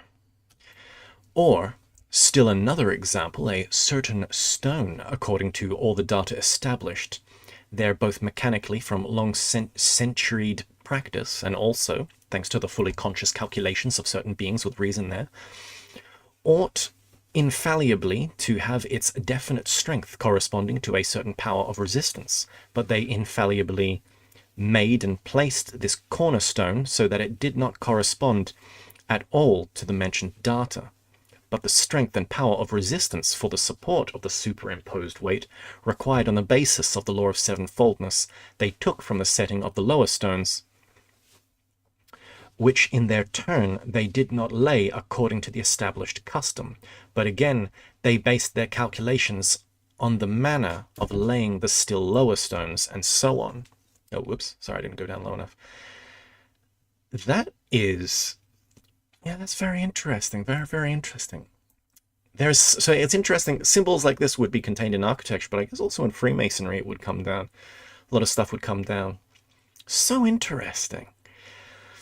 So when you see also odd stuff in architecture, I remember, seeing staircases that are built, like stone staircases that are built without cement, just with blocks placed perfectly next to each other. And, with precision and perfection and little imperfections here or there. It means there's kind of like a master here. It means there's kind of a master hand at work. So interesting. Very interesting. And it was just in these unusual combinations of the laying of stones ensuing from the law of sevenfoldness that they indicated also by means of a conventional alphabet the contents of some or other useful information. This group of learned members of the club of the adherents of legomonisms further indicated what they wished in their miniature images or models of proposed constructions by utilizing the law called Jesus Christ. Sorry, I'm just reading the chat. Joffre Boschart are the most esoteric alchemical. He was a Rosicrucian. Yeah, Joffre's very based. I just stopped here to just prime my mind for this. Dai-vi-brizkar. So there's a law called Dai-vi-brizkar, that is the law of the action of the vibrations arising in the atmosphere of enclosed spaces. Oh, this is interesting. This law, which has utterly failed to reach the contemporary three-brained beings of that planet, was then quite familiar to the beings there. That is to say, they were already quite aware that the size and form of enclosed spaces and also the volume of air enclosed in them influence beings in particular ways. So Gurdjieff is getting into a little sacred geometry here, utilizing this. So sacred geometry works because of this law. dyslexia. Utilizing this law, they indicated their various ideas in the following way. Let us suppose that according to the character and purpose of some building or other, it is required that from the interiors of the given building, in accordance with the law of sevenfoldness and with the mechanical practice of centuries, definite sensations must be evoked in a certain lawful sequence. Then, utilizing the law of dyslexia, they combined the interiors of this proposed building in such a way that the required sensations were evoked in the beings who entered them, not in the anticipated familiar lawful sequence, but in some other order. And it was just in these deviations from the lawful sequence of sensations that they placed whatever they wished in a certain way. Very interesting. That according to the Canelli's Mystery of the Cathedrals, it's like a building is created in such a way that when you're standing in it, the atmosphere inside it actually, if you're able to be in a certain state of consciousness, the atmosphere itself actually awakens certain vibrations in you via the law of dyslexia. And it happens in a familiar lawful sequence, but in... okay. Utilizing the law, they combine the interiors of this proposed building in such a way that the required sensations were evoked in beings who entered them, not in the anticipated familiar lawful sequence, but in some other order. Yeah. So there's some buildings that just come in and they just shock you. They're just, it hits different, literally. And it was just in these deviations from the lawful sequence of sensations that they placed whatever they wished in a certain way. Wednesday, the day of painting, were devoted to the combining of different colors. Okay, so now we're on to Wednesday, painting day. On those days, gotta get Rembrandt in here. On those days, the learned beings of the given group brought for demonstration every kind of object necessary for domestic use, made of such colored materials as could last a very long time. Namely, they brought carpets, fabrics, chinqueries, that is, drawings made in various colors on special tanned leather capable of lasting many centuries, and things of a similar kind. Ooh, my light just fell. I got plenty of light. By means of variegated colors of threads, various representations of the nature of their planet, and various forms of beings also breeding, there were drawn on or embroidered on these productions. Very interesting. Very interesting. Before continuing to speak in which way those terrestrial learned beings then indicated various fragments of knowledge in their combinations of various colors, one fact concerning what I am just relating must be noticed. A fact definitely distressing for those favorites of yours, and which was also obtained in their presences on account of the same abnormal forms of their daily existence established by them themselves. First, I wish to explain to you also about the gradual change for the worse in the quality of the formation in them, those organs of perception, which should be formed in the presence of every kind of being, and about the organ which in this case particularly interests us, the organ for the perception and distinguishing of what is called the blending of gravity center vibrations which reach their planet from the spaces of the universe. Okay, we're going off in a little tangent here. I'm speaking what is called common integral vibration of all sources of actualizing, namely about that which the learned being Ashkarpanziar, of whom I spoke, called the white ray. So we're getting color theory here. And about the perceptions of impressions from separate blendings of gravity center vibrations, which are distinguished by beings as separate, what are called tonalities of color. You must know that at the very beginning of the arising and existence of the three-brained beings of the planet Earth, before the period when the organ Kundabuffa was introjected into them, and later when this organ was totally removed from their presences, And even after the second Transpalnian catastrophe there, almost up to the time of our third flight in person to the surface of that planet, the said organ was actualized in them with what is called a sensibility of perception, similar to that which is actualized in the common presences of all ordinary three-brained beings in the whole of our great universe. So humans used to be normal, comparatively to other beings in the universe, and then, formally, at the periods mentioned, in all these three-brained beings arising on this planet, this organ was formed from the sensibility of perceiving the mentioned blendings of separate center of gravity vibrations of the white ray, and of distinguishing 1/3 of the quantity of the tonalities of color of all the tonalities obtained in the presences of the planets, as well as in all other great and smaller cosmic concentrations. What is he saying that everybody in the universe just sees in black and white and we got colors or something? Nah, it can't be. Maybe it's the opposite. Anyway, objective science has already accurately established that the number of separate interblendings of gravity center vibrations from the cosmic integral vibration, namely the tonality of color, is exactly equal to 1 ultanpanas. That is to say, according to the calculations of the terrestrial three-brained beings of 5,764,801 tonalities. What? Kultanpanas? What unit of measurement are you using? Okay. So that's how many different colors there are there? 5,764,801 tonalities. Jesus Christ. Only 1/3 of this total number of the blendings, or tonalities, with the exception of the one tonality, which is accessible only to the perception of all maintaining endlessness. Only 1/3 of this total number of blendings.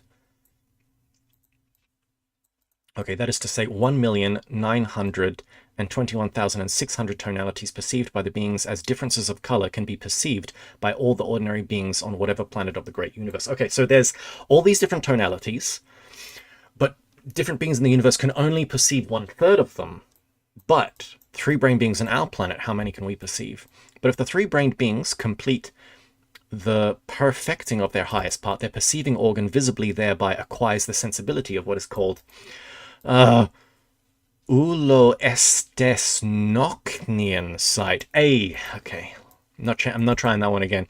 Then they can already distinguish 2/3 of the total number of tonalities existing in the universe. Okay, which number, according to terrestrial calculation, among to 3,843,200 differences of tonality of color. Okay, so differentiating between tonalities of color is also a litmus test for different developments of your consciousness.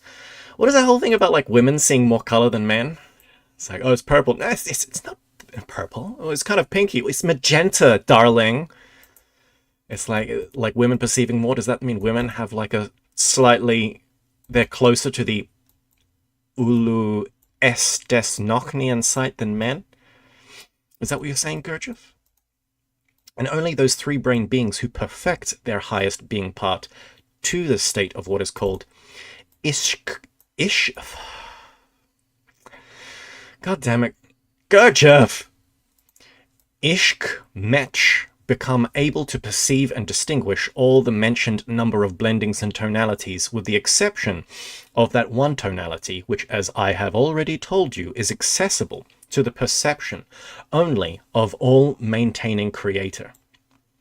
Okay, so you can get to perceiving almost all the tonalities at this level, but there's always this one tonality that can only be seen by the absolute.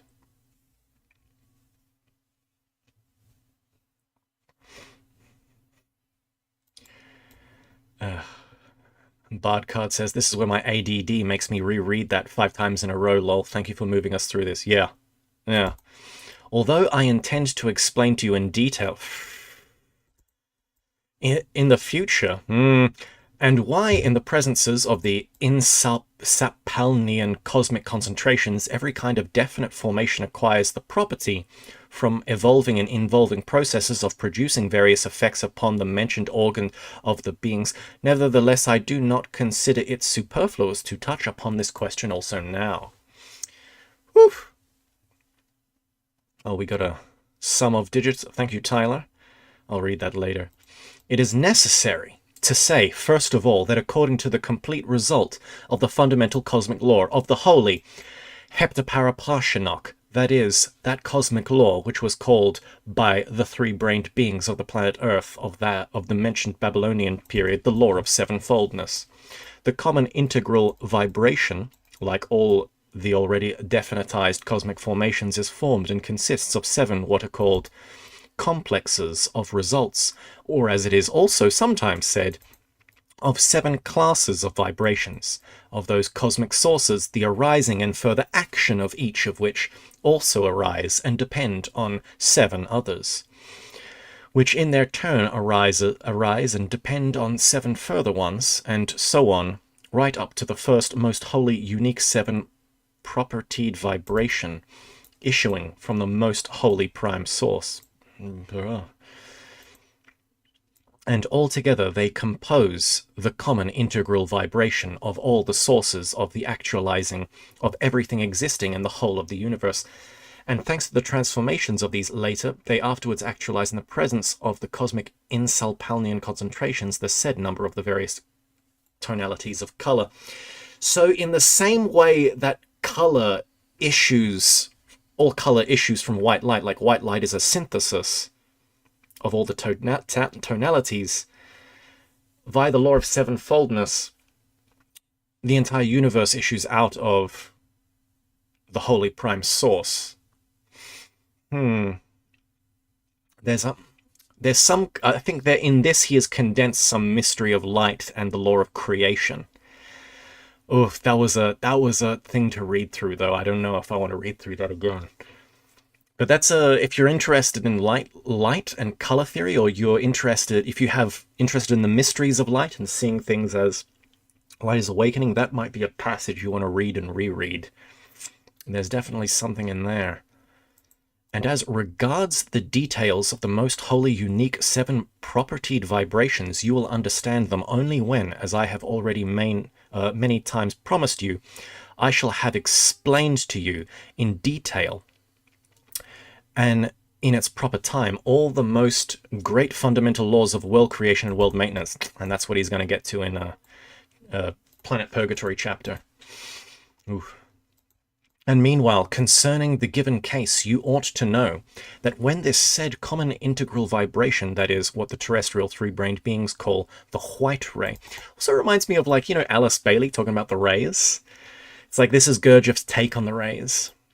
There's a book called In the Light of Egypt, written by a Thomas H. Gascoigne or something like that. But that book comes from the Hermetic Brotherhood of Luxor, or a school called the Hermetic Brotherhood of Luxor that predates the Theosophical Study. In fact, that's one of the places that they think Madame Blavatsky joined at one point and got a lot of her information from. But that book, The Light of Egypt, has a whole... I read like the first part of it.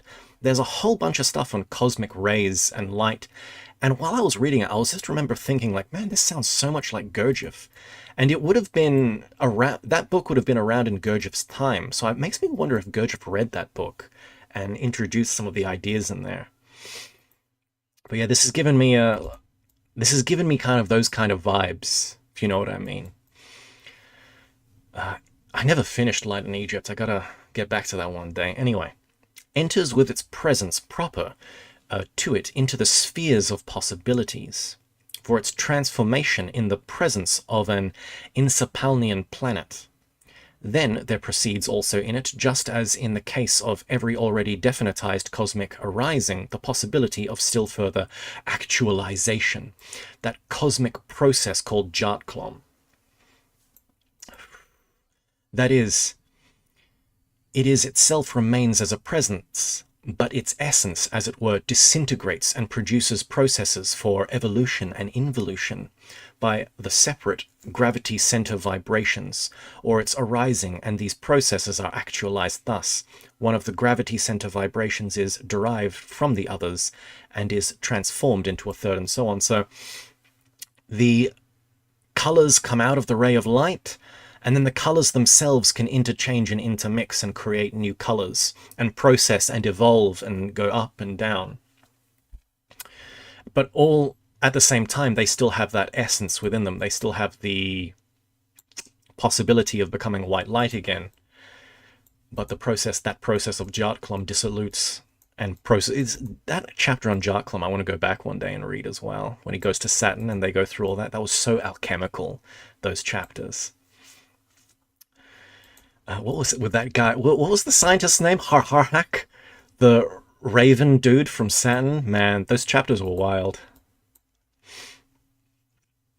During such transformations, this said common integral vibration, that is, the white ray, acts with its gravity center vibrations upon other ordinary processes proceeding nearby in interplanetary and subplanetary arisings.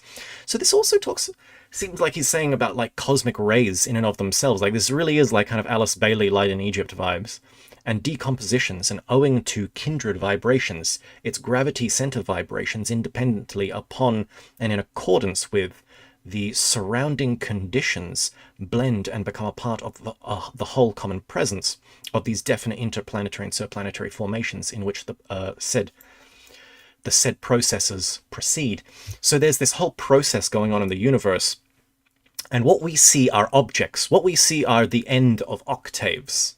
We see objects, but actually there is this whole process going on. All objects radiate, and these radiations hit the other objects and then blend into those objects.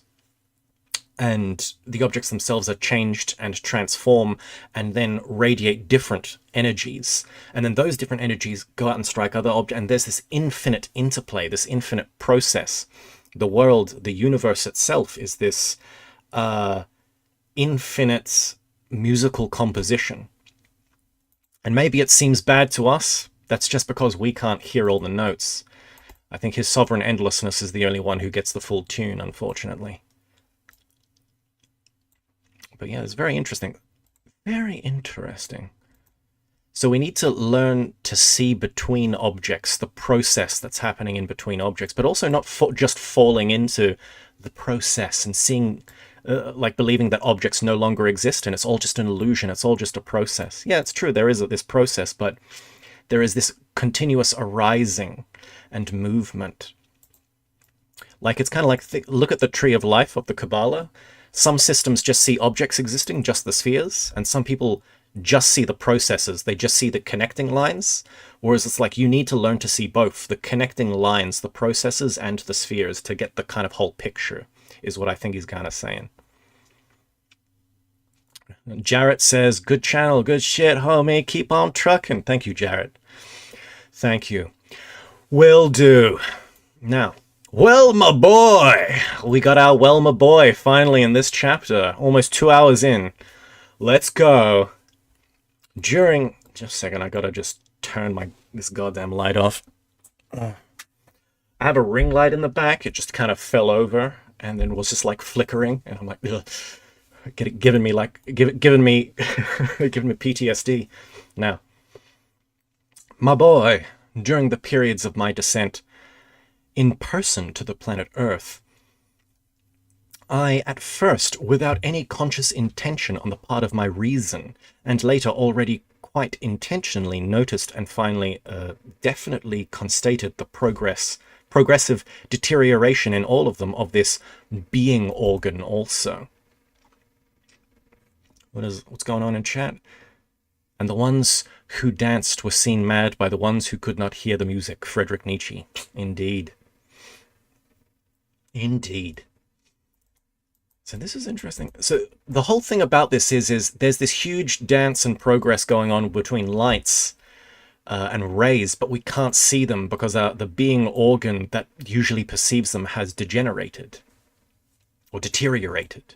Century by century, the sensibility of perception of that organ also, namely the organ by means of which there chiefly proceeds for the presences of the three-brained beings what is called the automatic satiation of externals, which is the basis for the possibility of natural self-perfecting, had reached such a point that at the time of our fifth stay there, during the period called by the contemporary beings there, the period of Greatness of Babylon. That organ of theirs could perceive and distinguish the blending of the gravity center vibrations of the white ray at most up to the 3rd degree only of what are called its sevenfold strata, that is up to only 343 different tonalities of color. So, yeah, interesting. So have we degenerated more? And how do we get back?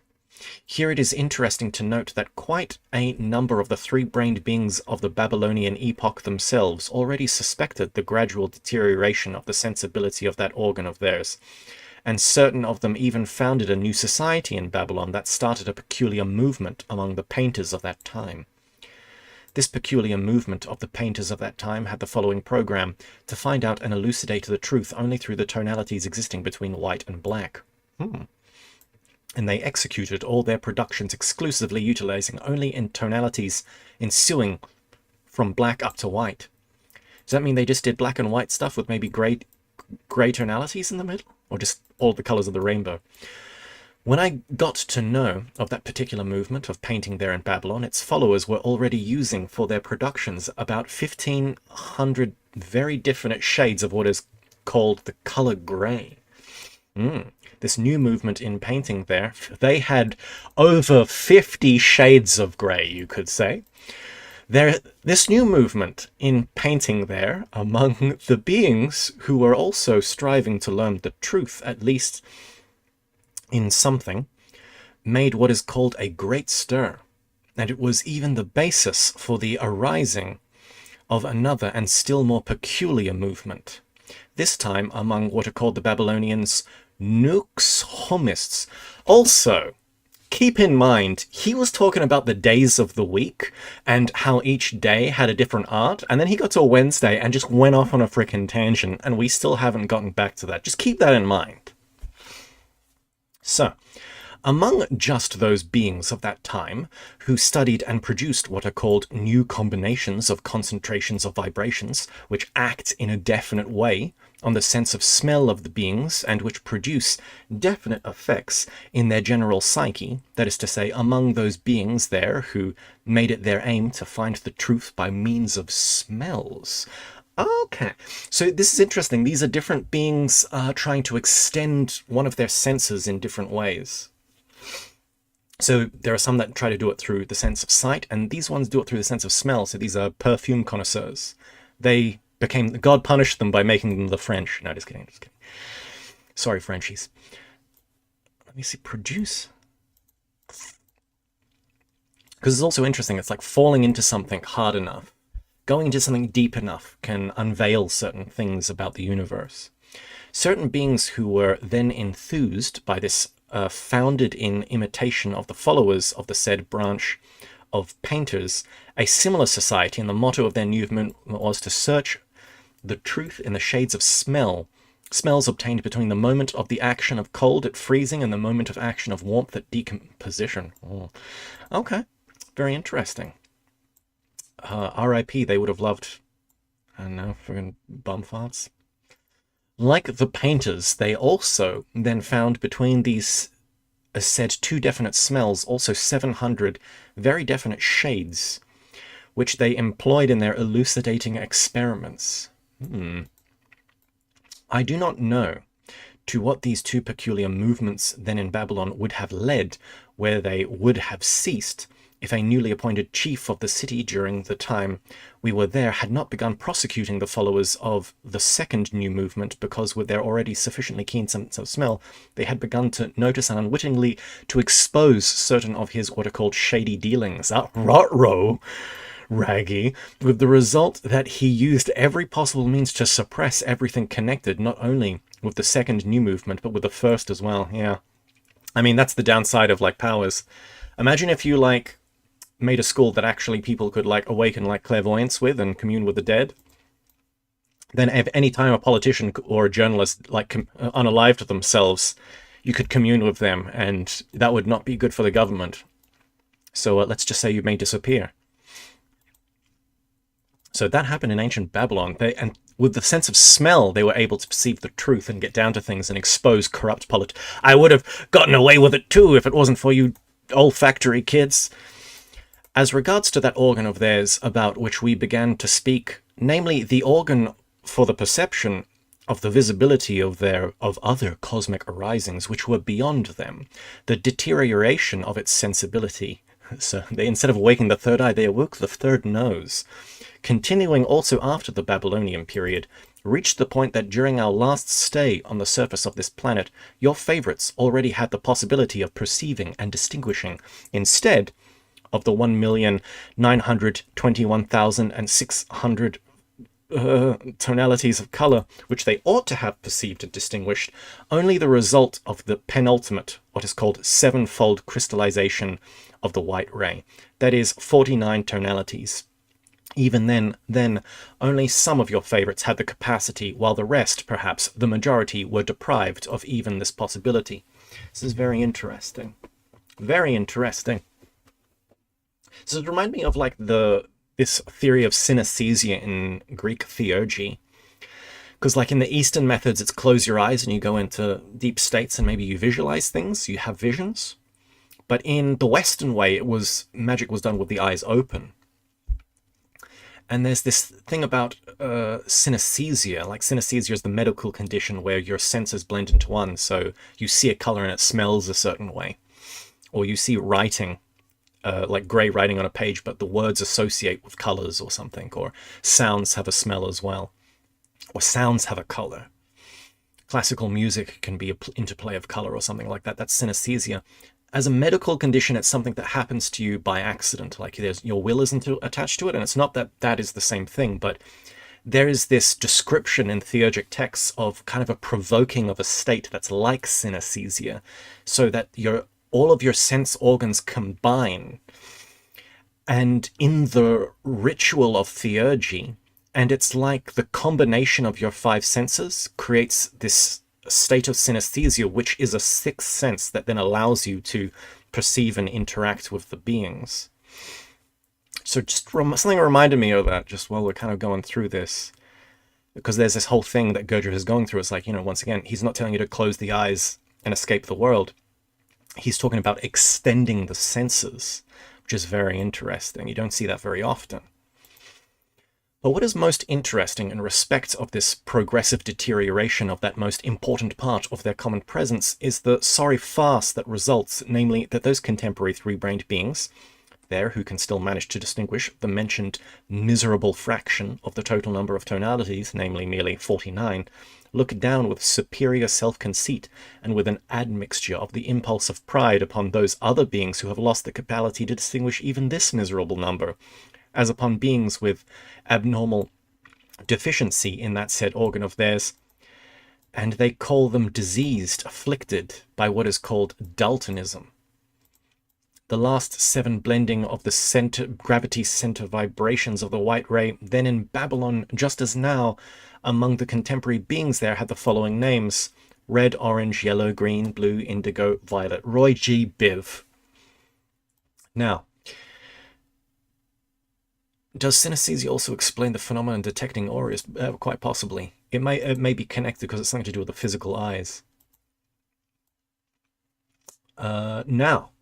Now, here in just which way the learned beings, then in Babylon, belonging to the group of painters, indicated various useful information and fragments of the knowledge they had attained in the lawful inexactitudes of the great cosmic law, then called the law of sevenfoldness, by means of the combinations of the mentioned seven independent definite colors and other secondary tonalities ensuing from them, in accordance with that definite property of the common integral vibration, that is, of the white ray, during the process of its transformations about which I have just spoken, and which was already then familiar to the Babylonian learned painters.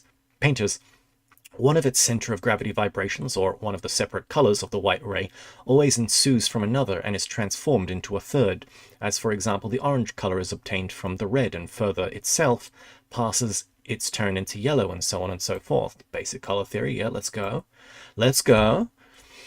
So whenever the Babylonian learned painters wove or embroidered with colored threads or colored their productions, they inserted the distinctions of the tonalities of the colors in the cross lines as well as in the horizontal lines, and even in the intersecting lines of color, not in the lawful sequence in which this process really proceeds. Huh. So the learn... Okay. Tonalities. Not in the... So back in the day, people would just do rainbow stuff, but the learned beings doing their legomenisms deliberately mixed colors that weren't next to each other. And that was kind of one of their first ways. So they broke the rainbow. So going back to the rainbow was actually a form of degeneration. And it's the breaking of that order is actually like a code from the past to the present in a way. Huh. In accordance with the law of sevenfoldness, but otherwise, and in these also lawful otherwises, they place the contents of some or other information or knowledge. Very interesting. So the procession of colors in ancient art sometimes holds meaning in and of itself. On Thursday. Okay, we finally made it out of Wednesday, guys. On Thursday, namely the day which the learned beings of this group assigned for sacred and popular dances, party, there were demonstrated with necessary explanations every possible form of religious and popular dances. R.I.P. The Thursday Babylonians would have loved TikTok. Now, either those already existing, which they only modified, or quite new ones, which they created. R.I.P. TikTok. Anyway. And in order that you should have a better idea and well understand in which way they indicated what they wished in these dances, you must know that the learned beings of this time had already long been aware that every posture of the movement of every being in general, in accordance with the same law of sevenfoldness, always consisted of 7 what are called mutually balanced tensions, arising in 7 independent parts of their whole, and that each of these 7 parts in their turn consists of 7 different what are called lines of movement, and each line has 7 what are called points of dynamic concentration, and all this that I have just described being repeated in the same way and in the same sequence but always on a diminishing scale is actualized in the minutest sizes of the total bodies called atoms. That's interesting. So this is interesting because this Gurdjieff actually did this as well. Gurdjieff made music. Did he do some painting as well? But he's also famous for his Gurdjieff dances. So it seems like Gurdjieff also participated in each one of these art forms in certain times in his life. Very interesting.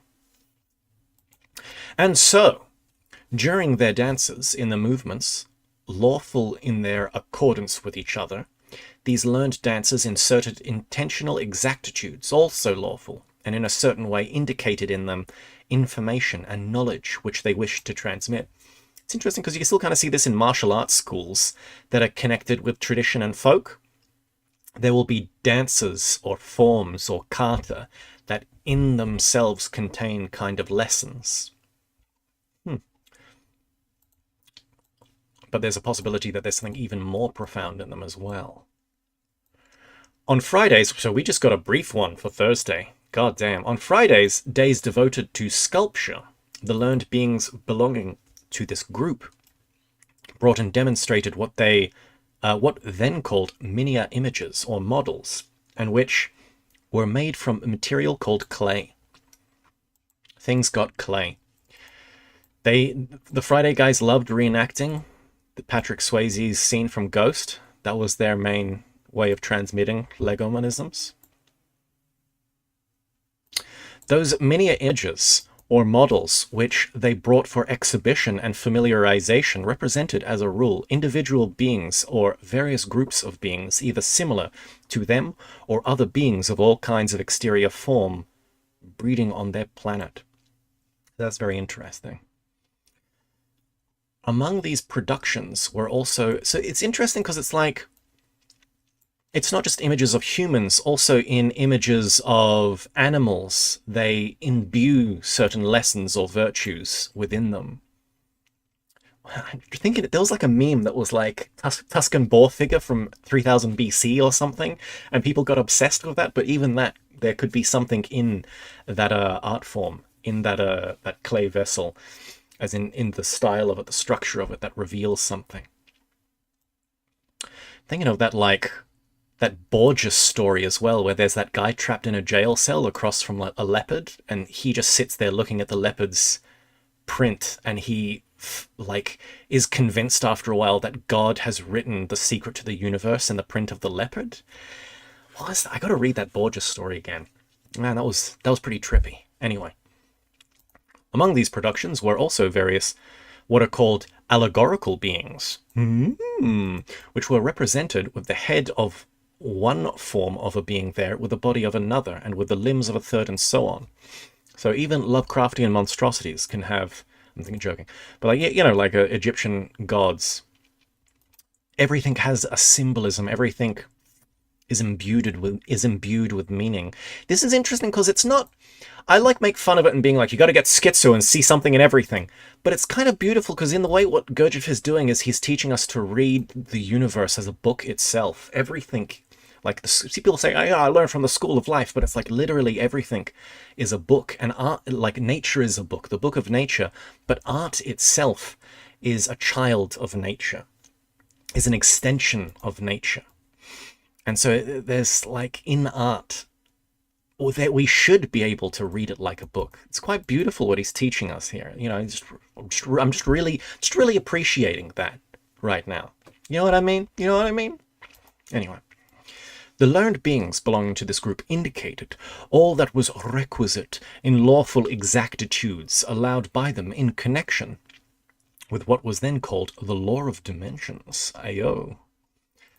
You must know that to all the three-brained beings of the earth, and also of course to the sculptors of that period, it was already known that in accordance always with the same great law of sevenfoldness, the dimensions of any definite part of any whole being ensue from the 7 dimensions of other of his secondary parts, which in their turn, ensue from 7 tertiary parts, and so on and so forth. According to this, each large or small part of the whole totality of the planetary body of a being has exactly proportionally increasing or diminishing dimensions in relation to his other parts. For a clear understanding of what I have just said, the face of any three-brained being can serve as a good example. The facial dimensions of every three-centered being in general, and also the facial dimensions of the three-centered beings of the planet Earth, who have taken your fancy, are the result of the dimensions of 7 different fundamental parts of the whole of his body, and the dimension of each separate part of the face is the result of 7 different dimensions of the whole face. For instance, the dimension of the nose of any being... I'm starting to get fatigued here, guys, I'm not going to lie. The nose of the being are derived from the dimensions of other parts of the face, and on this nose, in its turn, there are actualized 7 definite what are called surfaces, and these surfaces also have 7 lawful dimensions, down to the said atom itself of this face of theirs, which, as I have said, is one of the 7 independent dimensions composing the dimensions of the whole planetary body. Okay, 2 hours in, let's go. Let's go. In the deviations from these lawful dimensions, the learned sculptors among the members of the adherents of legomonisms, then in the city of Babylon, indicated all kinds of useful information and fragments of knowledge already known to them, which they intended to transmit to beings of remote generations. Uwu. On Saturdays, the day of mysteries, or the day of the theatre, the demonstrations produced by learned members of this group were most interesting, and as it is said, most populous. This is interesting as well, because theatre is also storytelling. The mysteries, folk-telling, mythology, all those things are going to be encased here. I personally preferred these Saturdays to all the other days of the week, and tried not to miss one of them, and I preferred them because the demonstrations arranged on those days by the learned beings of that group frequently provoked such spontaneous and sincere laughter among all the other terrestrial three-brained scented beings who were in the given section of the club that I sometimes forgot among which three-scented being I was. And that being impulse manifested itself in me, which is proper to arise only in order... Thank you, honey. Yes, please, honey. Oh my god, my wife just came to the rescue. Oh my god, I need this. Jesus Christ. Ugh. I was. That being impulse manifested itself in me, which is proper to arise only in one-natured beings, like myself. One-natured beings, that's an interesting statement to catch right there. What does that mean? We are multiple-natured beings. We are multiple-natured beings. We have a multiplicity inside us. We are seething and filled with a variety of deities and demons. But really, we should be a uni-being. We should be one. Why is it so hard to... why is it so hard for us to sit and be in silence? It's because we're not one thing. We are a multiplicity of things. If you're silent, you're one thing. You are the silence. So Beelzebub is a one-natured being. But even he started bursting out laughing and forgetting himself because our theatre just... Our comedies... Well, is it our comedies, or were we trying to be serious and it just made him laugh? Nonetheless, we got him. Ladies and gentlemen, we got him. That's good stuff. Well-deserved drink indeed. At the outset, the learned beings of that group demonstrated before the other members of the club various forms of being experiencings and being manifestations. Then later, they collectively selected from all that was demonstrated what corresponded to the various details of one or another already existing mystery, or of one newly created by themselves. You know what? So I just remembered I still haven't seen Mozart's Magic Flute. I got to get on that. People keep telling me it's like a metaphor for Masonic Egyptian initiations or something. I think Manly P. Hall has a lecture on it where he goes off on it. Like, it's amazing. Anyway, completely irrelevant. That just popped into my mind. And only after all this did they indicate in those being experiencings and manifestations reproduced by them what they wished by means of intentionally allowed deviations from the principles of the law of sevenfoldness. Okay.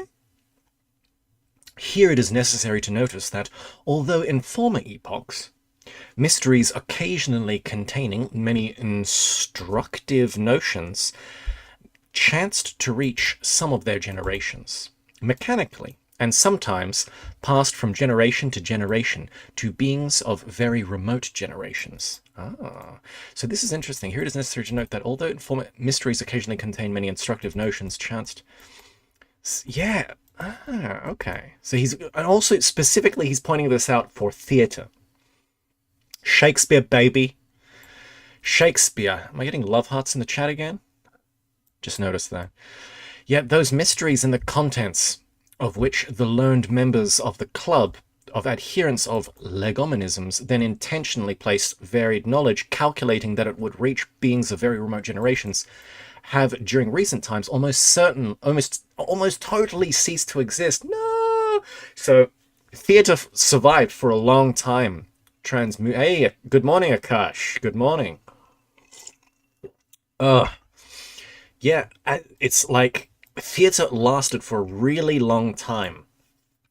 Really long time. My two members, YouTube members in the chat here with their stickers. Oh, hello.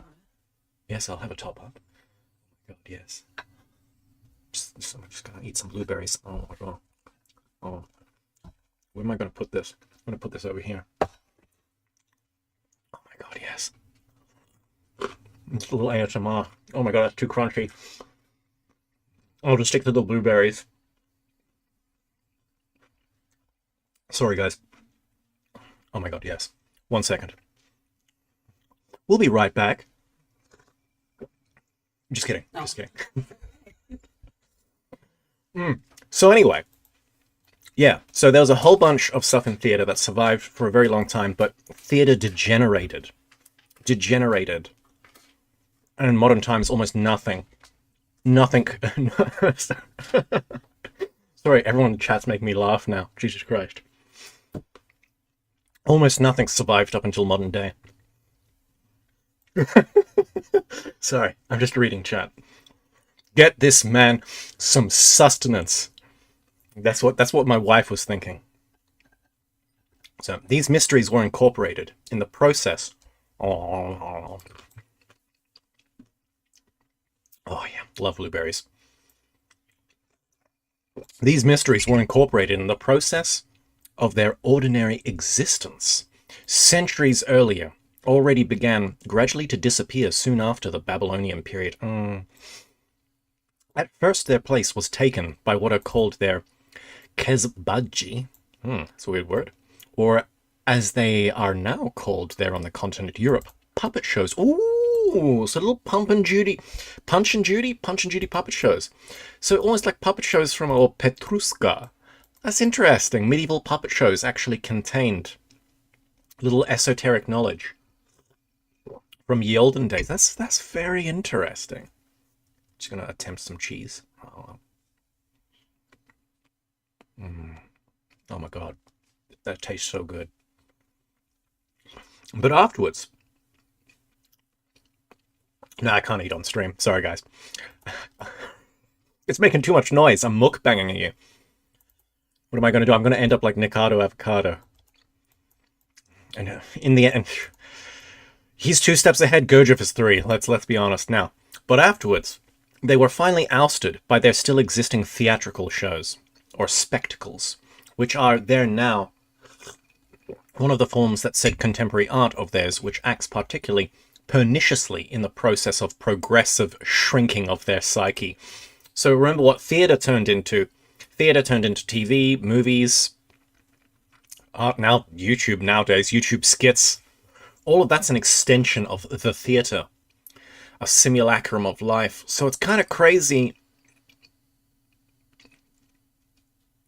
I wonder what Gurdjieff would have thought about anime. R.I.P. Gurdjieff would have loved Neon Genesis Evangelion. Actually, no, he probably would have hated Shinji.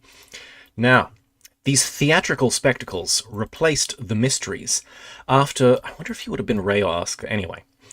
After the beings at the beginnings of the contemporary civilization, to whom only a 5th to a 10th was passed down of the information about what these Babylonian learned mysteries had done, began to think of imitating them in this also, and set about doing, as it were, the same. From that time on, the other beings there called these imitators of the mysteries, players, comedians, actors, and at the present time they already call them artists, of whom I may say very many have sprung up during recent times. Ooh, there is a movie called Faust by Jan Svankmajer. Majer? Svankmajer? That is a puppet show. That's interesting. It's Faust as well. Is it like a Goethe Faust, or is it just like one of the traditional Faustian tales? Because I think in traditional, a lot of the basic Faust tales, he like kind of tricks Satan and gets out of it, whereas in Goethe's Faust, he's like, oh, and he like dies. He dies in the end, lol. But he's redeemed right at the very end. I don't think he tricks Satan though. I want another blueberry. Oh, it is Goethe's Faust. Okay. Is that the Faust that was like is black and white Faust? Anyway, I'm getting distracted. Getting distracted. And these learned beings of that time, belonging to the group of the mysteriists, indicated various useful information and the knowledge already attained by them, by means of what are called currents of associative movements of the participants in these mysteries. Although the 3-brained beings of your planet then already well knew about the laws of the currents of associative movements, yet absolutely no information whatsoever concerning these laws has passed to the contemporary three-brained beings. R.I.P. As this said currents of associated movements does not proceed in the presences of the three-brained beings who have taken your fancy, as it generally proceeds in the presences of other three-brained beings, and as there were quite special reasons for this, pardon me, reasons therefore this proper to them alone, I must therefore first of all explain it to you in rather more detail. The process is the same as that which also proceeds in us, but it proceeds in us when we are intentionally resting to allow the whole functioning of our common presence freely to transform. Interesting. So this is the process of like Taoist cultivation. There is something that proceeds in us automatically when we rest, and perhaps we can bring it into us, even not when we're resting, but also in movement, and that's where perhaps things like Tai Chi and some certain internal Kung Fu styles come from. I'm just making an assumption here. Let's see if I'm anywhere close.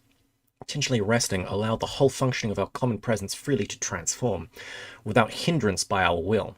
So usually we have to fall to sleep to allow processes like this to repair the body.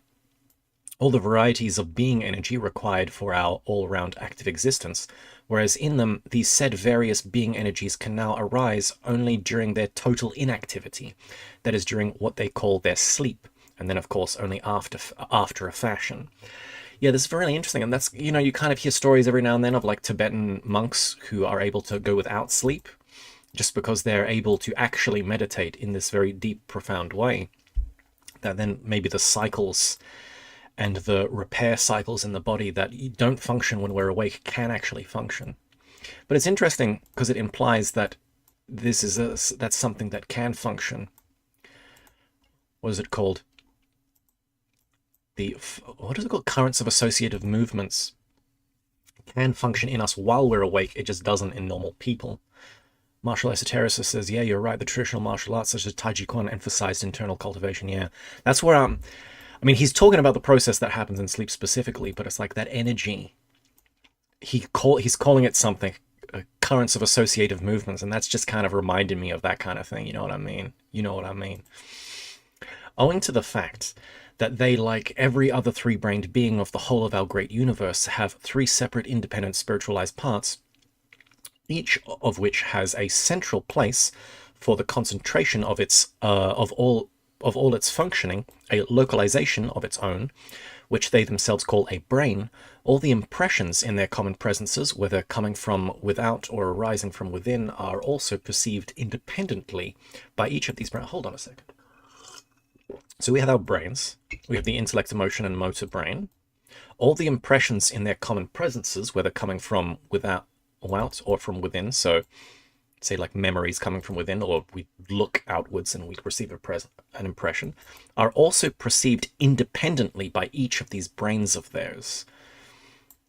So it should be striking all the brains equally all at the same time, but our mind receives an impression and our emotion receives that impression differently, and our physical motor brain also receives it differently as well. Or maybe some of the brains don't receive impressions at all, and only one does, and that leads us into error. What is he saying here? Independently of each of these brains of theirs. Let's see what he says. In accordance with the nature of these impressions and afterwards, as it is also proper to proceed in the presences of every kind of being without distinction of a brain system, these impressions together with previous impressions compose the total, and thanks to occasional shocks, evoke in each of these separate brains an independent association. I mean, there's still an interconnectedness. I mean, he's talking about imbalance here. Like your brain, you'll be walking down the street and you'll be thinking about, I know, the future, or you'll be thinking about, fighting space marines on the planet Zog or something. And, you're not present while walking. So, I mean, you're walking down the street and you remember that one thing you did in high school that made you cringe. Your emotional center is not doing the same thing that your motor center is doing. Your motor brain is doing. So they're they're kind of functioning interdependently, is what he's saying, and they need to be reconnected. There is still a kind of connection between them, though. Huh. So, my boy, hey, from the time when these favorites of yours completely ceased consciously, pardon me, these favorites of yours completely ceased consciously to actualize in their common presence as being part old duty, thanks only to the results of which what is called sane comparative mentation, as well as the possibility of conscious active manifestations, can arise in being from various associations, and from the time when their separate brains associating now quite independently begin engendering in one and the same common presence as three differently sourced being impulses, they then, thanks to this, gradually, as it were, acquired in themselves three personalities, having nothing in common with each other in respect of the needs and interests. So one moment we want to read, one moment we want to go outside and play, and another moment we get a call from our mum and we just want to have an emotional conversation, I guess. Rather, more than half of all the anomalies arising in the general psyche of your favorites, particularly those of recent times, are due, in the first place, to their having in their entire presence a process of three different kinds of independent associations, evoking in them the being impulses of three localizations of different kinds and of different properties, and secondly, because there is a connection between these three separate localizations in them, as there is also in general in the presences of every kind of three-brained being predetermined by great nature for other what are called common presence functionings.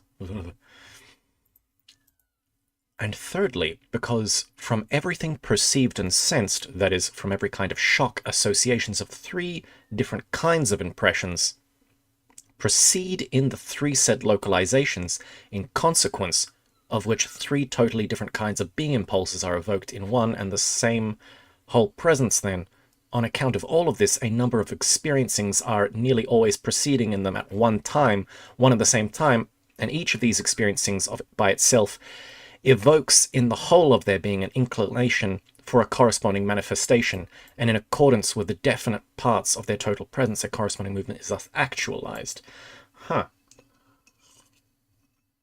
So this is interesting, because I would say, like, say, let's use an example. There's a guy who, I know, is walking down a hallway and a girl walks he's walking down the hallway and she walks, by him, and she looks at him and smiles. That's an impression that goes in him. And how does it go into him? It filters into him, and he's like, oh my God. The emotional center is like, oh my God, that girl is into me.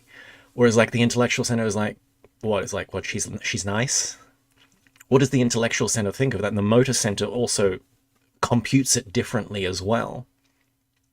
And yeah, the intellectual center is like, you already have a girlfriend, don't look back, don't get her number.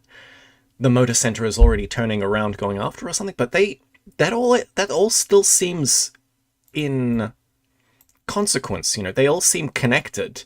There may be a kind of a fight or a disharmony between them, but there still is an association between them. He's literally saying that there's like a disassociation, like there's this multiplicity, there's three different things going on at the same time, and one overpowers the other and actualizes itself.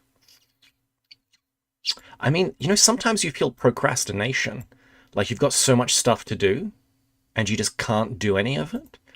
But that can also involve the state of being overwhelmed by too many impressions, like your human machine just can't process it, so it just does nothing. I'm trying to get my head around what he's saying here. Because I get it, it's like, yeah, there's disharmony. But even in the disharmony, there's still some logic. But he seems to be saying something like,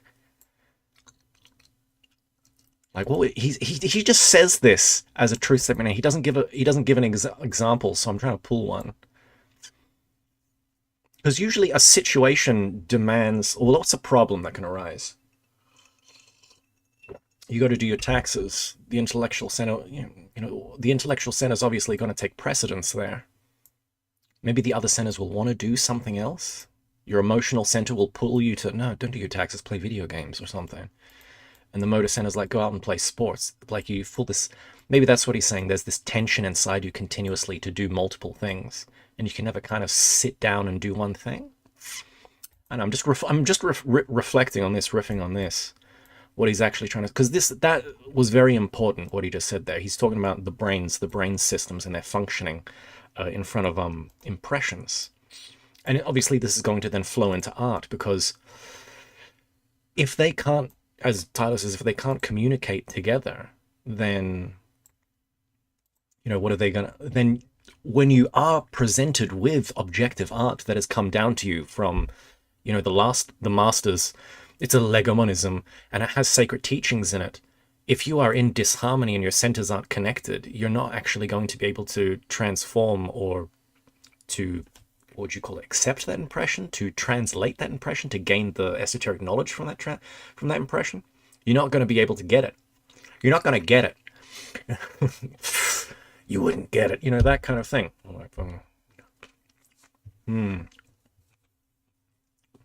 That's a very interesting. That was a very interesting paragraph. That's something to reread again in the future. Just these said differently sourced associative experiencings proceed in their common presences and ensue one from the other, also in accordance with the same law of sevenfoldness. The learned members of the club of the adherents of legomonism belonging to this group then in Babylon indicated what they wished in the movements and in the actions of the participants in the mysteries in the following way. For instance, suppose that in order to fulfill his role in the given mystery, and so this is all connected with the theatre, remember. According to lawful associations, a participant evoked in one or another of his brains some new impression or other. He was bound to react by some or other definite manifestational movement, but he would intentionally produce this manifestational movement not as he ought to have produced it, according to the law of sevenfoldness, but otherwise, and in these otherwises they inserted a certain way, whatever they considered necessary for transmission to distant generations. That's interesting. So he's basically saying there are things where it's like the actors evoke within themselves, say, tragedy, but then they do a comedy, or the opposite. I mean, that's a lot of things you do see in like some comedy movies, especially British ones. The characters themselves are in a massive tragedy, but you're objectively looking at it and you're laughing. It's hilarious. Whereas there are other things that, yeah, comedies and tragedies, the two sides of the same coin. So but it seems like he's saying an actor will evoke, like, say, an impression or say an emotion within him, but then he'll act the opposite of that emotion. There's something interesting there. That is something interesting.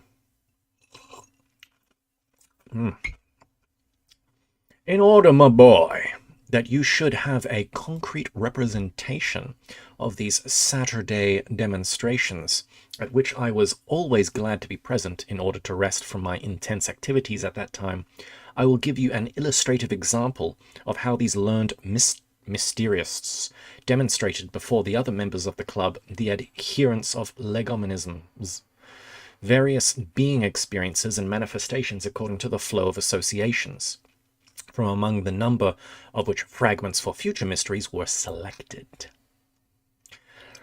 For these demonstrations, they constructed in one of the large halls of the club a specially raised place, which they then called the reflector of reality. But beings of subsequent epochs to whom the information concerning these Babylonian learned mysteriists chanced to be transmitted, and who began imitating them and doing, as it were, the same, called, and still call, their constructions of similar kind states. Demonstration they constructed in one of raised place, which they called. So they just made the raised dais, what do you call it? The stage. They made the stage for the theatre actors. Concerning these, chance to transmit and who began. Oh yeah. Sorry, I had just tripped there for a second. I was like, what am I reading? Anyway, well then, two of the participants would always come upon these reflectors of reality, or stages, first. That's interesting. The stage is a reflector of reality. And then usually one of them stood for a while and, as it were, listened to his own, what is called darhel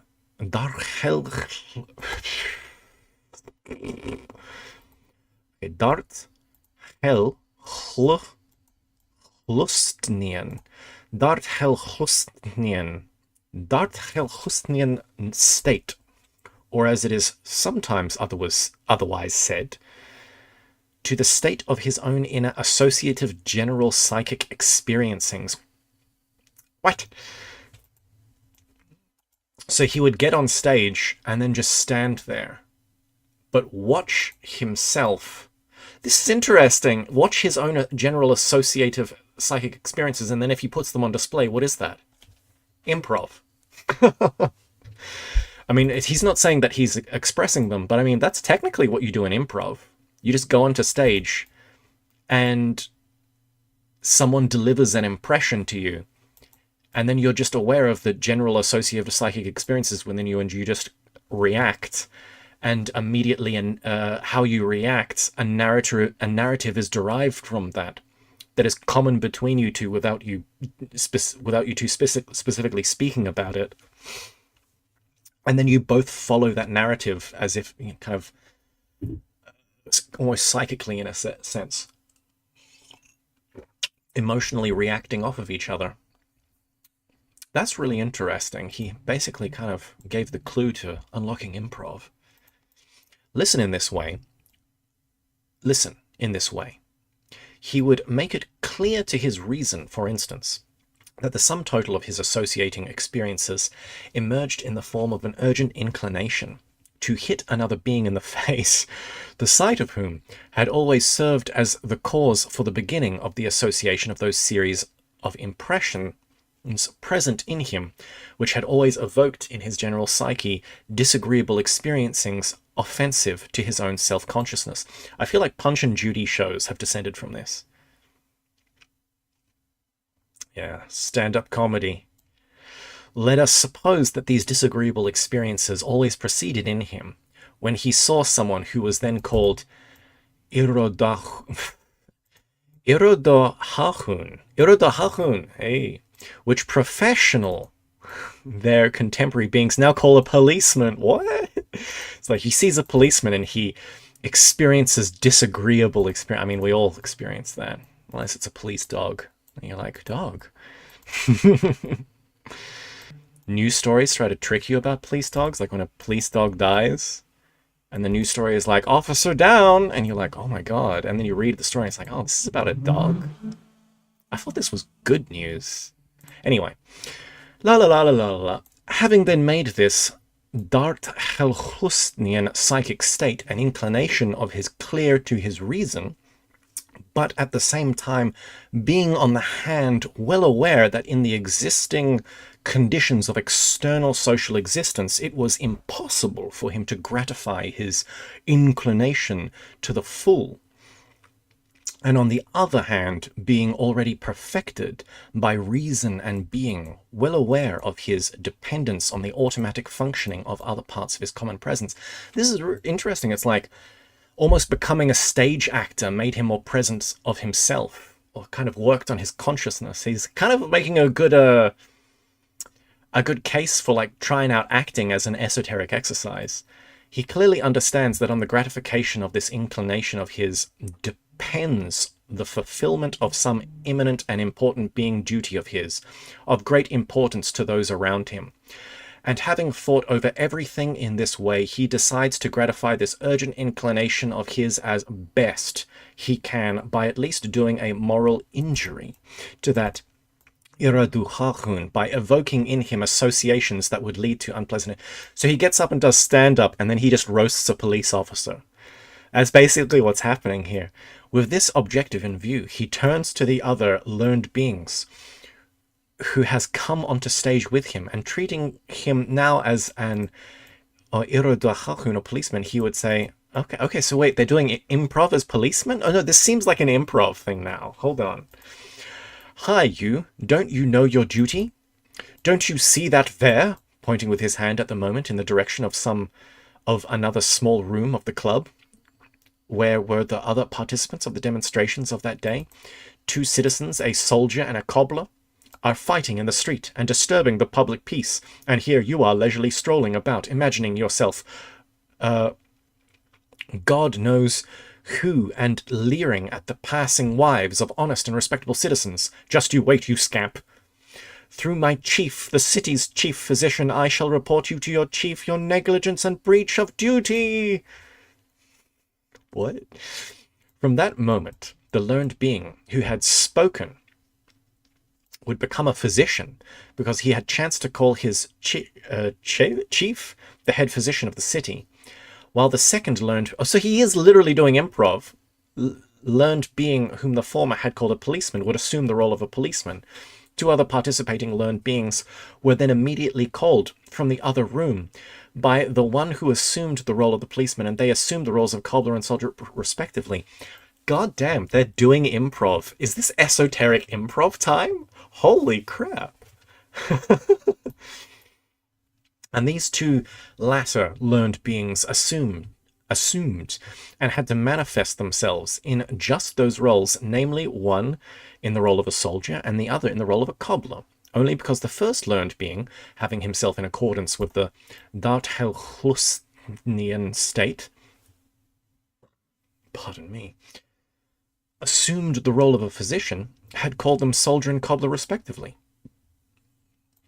Well then, these three learned beings, who were thus cast impromptu by the fourth learned being for fulfilling every kind of perception and manifestation, which had to flow by lore of types foreign to them. Esoteric improv to learn the ancient mysteries, yeah, exactly. Foreign to them, or as your favorites say, of strange roles, namely of the roles of cobbler, soldier, and policeman, further produce their experiencing, and from them their reflex manifestations, thanks to the being property of them called Gurdjieff. Ikril Tazkakra. Ooh, that was spicy. Some of these words feel weird to pronounce. They really feel weird to pronounce. And it's like you look at it and it's like, yeah, I believe you. And it's like, nah, you don't understand. Like enunciating them, it's like the sounds just hit different. It's really weird. Ikril Tazkakra. A property also well known to the learned beings of the planet Earth of that period, who were already able to perfect their presences up to the ableness of actualizing this property. Okay, what is this? What is this property? The three-centered beings can acquire this that was hard. Stop it.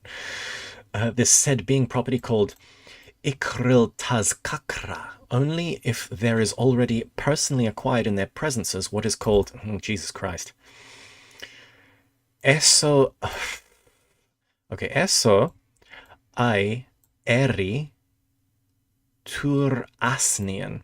Eso ai eri tu asnian will. So you need to have eso ari tu asnian will, which in its turn can be obtained thanks to always the same being parked all duty, that is to conscious labors and intentional sufferings. So it was in this way that the learned members of the group of the Mysterists, then in Babylon, became players of strange roles and demonstrated before the other learned members of the club the experiencings and the actions ensuing from them, which were produced in accordance with the directing of their well-informed reason. This is interesting. So by being cast spontaneously, as a cobbler or a soldier, even though they're not cobblers and soldiers, I think this Ikril Tazakra property allows them to mimic what a cobbler would say or a soldier would say, even though they're not. It's almost like it's a property that allows them to just blend in or to become something that you're not temporarily. Hey, Tyler drops $10 for the eso eso ayer iturasnian little word there. Yeah, that was a goddamn tough one. That was a tough one. Thank you, Tyler. I need that. I need that. Woo. Okay, so it was in this way that the learned members of the group of the mysterious then in Babylon became players of strange roles and demonstrated before other learned members of the club the experiencings and the actions ensuing from them, which were produced in accordance with the directing of their well-informed reason. That's interesting, because it's like, sometimes you play a role and you get lost in that role. Police officers take their jobs too seriously. They become a police officer. It's like you become a lawyer, you become a checkout guy, you become a carpenter. And the being movements in your centers get fixed in a certain way. And so it's almost like you need to become unfixed from that identity. And it's like this principle of ikril taz kakra. It's like it has this fluidity to it, but it has a fluidity that can snap in place. So in a certain situation, you can snap into place and be a certain thing, and then immediately come out of it and be fluid again. You're not stuck. You put on a mask, but then you can take it off. Kind of reminds me of that story that Ouspensky said about Gurdjieff, when he said Gurdjieff never ever spoke on politics. Ooh. Gurdjieff never ever spoke on politics, but he was constantly reading the papers, and this was when they were still in Russia. And, he said politically things started getting, a little bit heavy. And he said Gurdjieff basically got them out of Russia. But he said Gurdjieff never spoke in politics, but then all of that reading he just had this perfect knowledge. And when they would come to checkpoints, sometimes there'd be white Russians and sometimes there'd be red Russians. And Gurdjieff would identify them immediately. And to the white Russians, he'd be like, oh, my good friends, how's the Tsar doing? Fighting the good cause. And he'd get him, convince them he's on their side. He'd be one of them. And then he'd come to another checkpoint and the red Russians would be then, he'd be like, oh, comrades, how is the revolution going? And he'd be so good at it, he would even be able to see when it's red Russians dressed up as white Russians. And he'd identify them and come to the checkpoint and be like, ah, hello there, my comrades. How is the Tsar going? Are we winning the river? And he just had this perfect knowledge. He could just get them through. Oh, True River King says, Ikril Taz Kakra, the power to maintain one's inner coherence even in the midst of many things happening all at once. Oh, there you go. That's actually very interesting as well. That's a better interpretation than what I was saying. But yeah, there's this able to hold a continuity, but also he had this fluidity to get in and out of it. But that's interesting, that being able to hold your continuity, because one thing people also do is they spaz out in certain situations. So it's like, I remember one guy, remember the earthquakes in Christchurch in New Zealand, years ago? I had a friend or I knew a guy, he's not a friend anymore, TBH, RIP. But I knew a guy, he was in those earthquakes, and he came out of the building when the earthquakes finished, and he was looking around. It was literally like a movie. He looked and there was one building fallen over and leaning on another building. It was crazy. And he said there was a guy, the guy, how there's the fire warden or the guy at work who's supposed to be the emergency guy. They all met in the emergency place, and the guy who was supposed to be the emergency guy who knew the protocols was just standing mouth agape with his eyes open, shell shocked at what had happened. And the guy who was my friend was yo, what do we do next? And the guy wasn't moving, so the guy who was my friend had to organize everybody, yo, we need to get in place. He was able to hold himself together in that situation of chaos and be a leader. The other guy wasn't. The other guy was just personality, just wanted a title at work. I'm the emergency warden. So the other guy didn't have that principle to maintain himself. This is really interesting. Okay. So, let's keep going.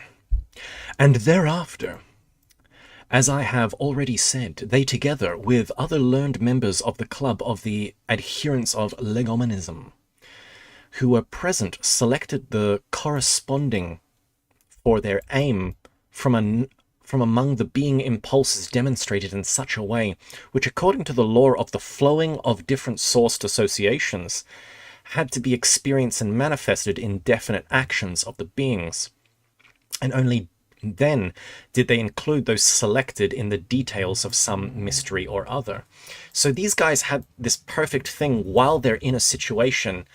They had the consciousness to observe all of their being impulses and only choose the ones that kind of fitted the situation. Or if they wanted to, they could make deliberate mistakes as a kind of a purpose, for purposes, as a kind of a message for future generations. This is very interesting. Very interesting, like, kind of like psychic manipulations here. Anyway, here it is very important to emphasize that then in Babylon, the three-brained learned beings who belonged to the group of the mysterious did indeed reproduce in action amazingly well and accurately the subjective particularities of the perceptions and manifestations of various types foreign to them. So they became really good at reproducing these things. They reproduced them well and accurately, not only because, as I have already explained, they possessed the being property ikril tazakra. They're able to flow and snap into place, but also because the learned beings of the planet Earth of that time were very well aware of what is called the law of typicality, and that the three-brained beings of their planet are ultimately formed into 27 different definite types. Ooh. This is more hardcore than the Myers-Briggs. And also, in which cases, what had to be perceived and how it had to be perceived, and how they had to manifest themselves. Okay. 27. What's 27? Is that divisible by 3, right? 2 9s. 3 9s. Oh my god. Math. Good. So there's 3 times 9.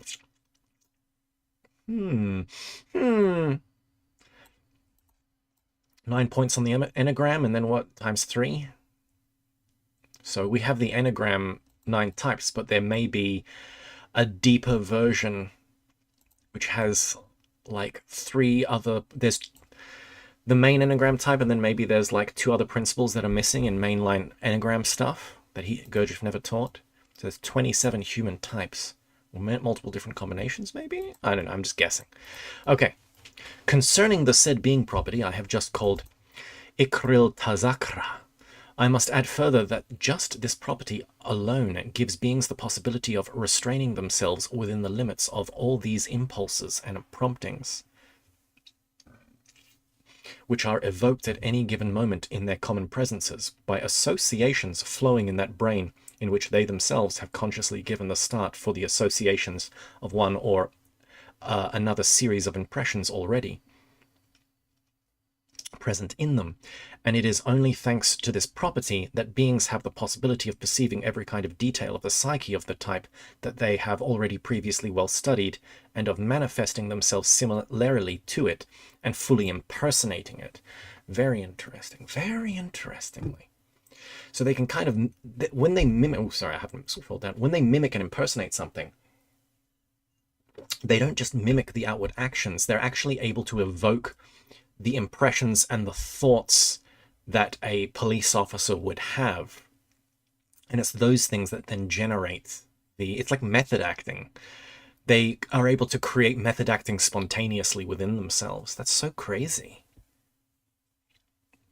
In my opinion, it is on account of the absence of just that property that the majority of all these anomalies have arisen, which have resulted in the 3-brained beings of the planet Earth. Us gay ducks who have taken your fancy becoming possessed of such a strange psyche. You must know that in the presences of the 3-brained beings of the present time, as well as in the presences of every kind of 3-brained being in general, every new impression is accumulated in all their 3 separate brains in order of what is called kindredness. and afterwards they take part with the impressions already previously registered in the associations evoked in all these three separate brains by every new perception in accordance with and dependence upon what are called the gravity center impulses present at the given moment in their whole presences. So we have 27 different types. We organize via kindredness, but also we have different center of gravity as well. So some person, you may be a same type as a person, but you may be a intellectual centered person where they may be a motor centered person, but you still get along. You still get along. Jesus Christ, sorry, the condensation under my glass is sticking to the coaster. So, my boy, in view of the fact that there continue to flow in the presences also of your contemporary favorites 3 kinds of independent associations, which also continue to evoke different kinds of being impulses, and at the same time that they have already entirely ceased the conscious actualization in their presences of all those cosmic results by means of which alone the mentioned being property can be acquired in 3-brained beings, then in consequence the common presence of each of your contemporary favorites during the process of his existence consists, as I have already told you, as it were, of 3 quite separate personalities. 3 personalities which have and can have nothing in common with each other, either in respect of their nature of their arising or in respect of their manifestations. This is interesting. So these are 3 enemies which we're going to have to dissolve and coagulate their corpses together to make the real self, or the balanced self of the 4th man. So we have to defeat our inner intellectual, defeat our inner emotional sissy boy, and defeat our inner Chad motor center guy. Hence, it is there. It reminds me, someone pointed out, I remember someone pointed out, Princess Bride is basically that. There's the 3 dudes. Andre the Giant is motor center. There's the inconceivable, that guy is I forgot his name. He's the intellectual center guy. And then there's the guy who's like, you killed my father, prepare to die. He's the passionate one, the sword fighter. He's the emotional center. And they all get defeated by the 4th man, Dread Pirate Roberts, who has all 4 centers balanced. Hence, it is that just over halfway. Let's go. We may keep going. Maybe we'll get to the end. Maybe we'll start. I'm going for 4 hours. And if we don't finish at 4 hours, I'm packing up there. I'm packing up. That there just precedes in them that particularity of their common presence, which is that with one part of their essence, they always intend to wish one thing, at the same time with another part they definitely wish something else. And thanks to the 3rd part, they already do something quite contrary. Yeah, so we are multifaceted in the wrong way. In short, what happens in their psyche is just what our dear teacher Mullah Nasser ad-Din defines by the word a mix-up, Lamal. Concerning the demonstrations of the Babylonian learned beings of that time belonging to the group of the Mysteriists, I must add that in the course of the action, the number of participants was gradually increased by their other colleagues, as required by various voluntary associative happenings.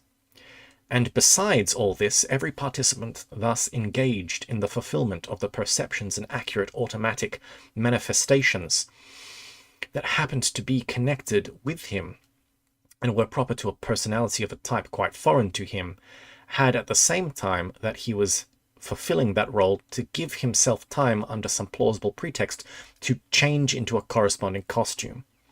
And they changed their costume in order to manifest themselves more clearly and more strikingly in the fulfillment of the roles they assumed. So that the other learned members present of the club of the adherents of legomenism, who checked and selected the fragments of the future mysteries, could more easily and better follow them and make the best selection of everything they saw. Defeat the grug, defeat the midwit, defeat the femboy. Yes, Marshall Esoterist is correct. You got to defeat the 3 dudes.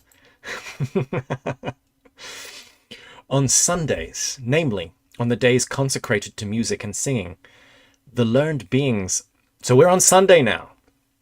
The learned beings belonging to this group first produced on various sound-producing instruments, and also with their voices, every kind of what is called melody. And then explained to all other learned beings how they indicated in these works of theirs whatever they wished. They also had in view to implant these works of theirs in the customs of various peoples. This is like the Bene Gesserits. I swear to God, this is where Frank Herbert, I don't think he read Gurdjieff, but goddamn, I'm getting Bene Gesserit vibes from this. That these melodies they created, passing from generation to generation, would reach men of remote generations, who, having deciphered them, would discover the knowledge to put into them, and that had already been attained on the earth, and would also use it for the benefit of their ordinary existence.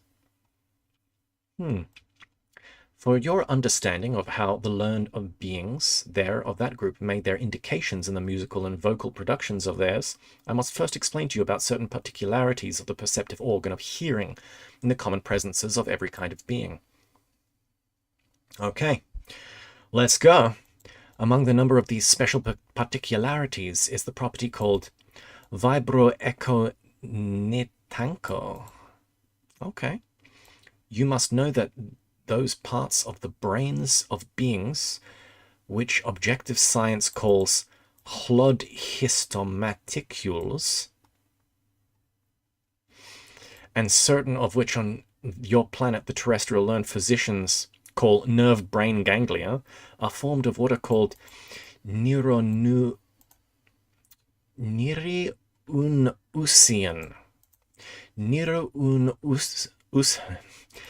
Niriunusian crystallized vibrations.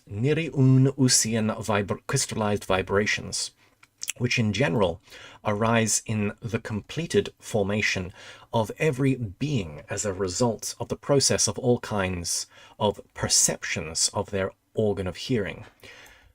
Later on, these chlodhistomaticules, functioning from the reaction upon them of similar but not yet crystallized vibrations, evoke in the corresponding region which is subject to the given brain the said vibroechonetanko, or as it is sometimes called, remorse. Okay, so specifically sad music that just, listening to a little bit of Satie and you're like, oof, supposed to vibrate in you something. It's supposed to evoke an emotion. Objective art evokes a specific thing.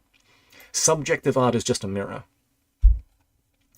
In accordance with the foresight of great nature, these said chlodhistomaticules serve in the presences of beings as real factors for assisting the arising of the processes of association at these moments, when either the promptings arisen within are absent or the shocks coming from without do not reach their brains. And the as yet non-crystallized niriunusian vibrations in general arise and later enter into common presences of the beings, either by means of what are called the vocal cords of every kind of being, or by means of certain artificial sound-producing instruments which the beings have invented. No. I dropped my coaster. Oh, pardon me. Whew. When these vibrations arisen from the said sources enter the presences of the beings, they touch the chlodhistomaticules. Gee, this goddamn word. Why don't you just say ganglia, bro? Why don't you just say sound ganglia? Chlodhistomaticules of one or another brain. Oh, so each brain can hear. According to the general functioning of the whole being, they produce said process of vibroechonetanko. The second particularity of the functioning of the perceptive organ of hearing is that in general, by the action of vibration. So that's interesting. So sound and listening to music that specifically creates that vibration of remorse or associates that way, perhaps can bring you into balance, if only temporarily. Like it can help you become the fourth man. That's interesting. The second particularity of the functioning of the perceptive organ of hearing is that in general, by the action of vibrations obtained from the sequence of sounds of every kind of melody, the association is usually evoked in the presences of the beings in one or another of the three brains. Just in that brain in which, at the given moment, what is called the momentum of what was experienced is increasing more intensively, and the sequence of the impulses evoked for experiencing usually proceeds in an automatic order.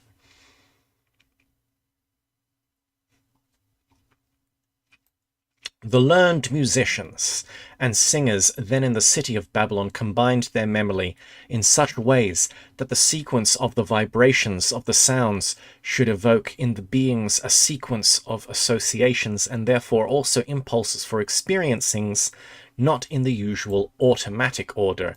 That is to say, so that the sequences of vibrations on entering into the common presences of the beings should evoke vibroecho nitanko in the chlodistomaticules, please stop using that word, not of just one brain as it usually proceeds according to which brain at the given moment the associations predominate, but should evoke it now in one brain, now in another, and now in a third.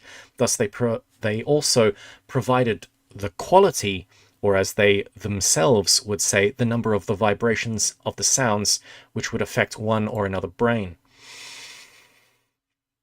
This later, namely, from which vibrations in which brain of the beings which data are formed, and for which new perceptions these data might be what are called determinants of new resultants, they were also already quite familiar with. So it sounds like it's making music that strikes the brains in a certain order, not just one.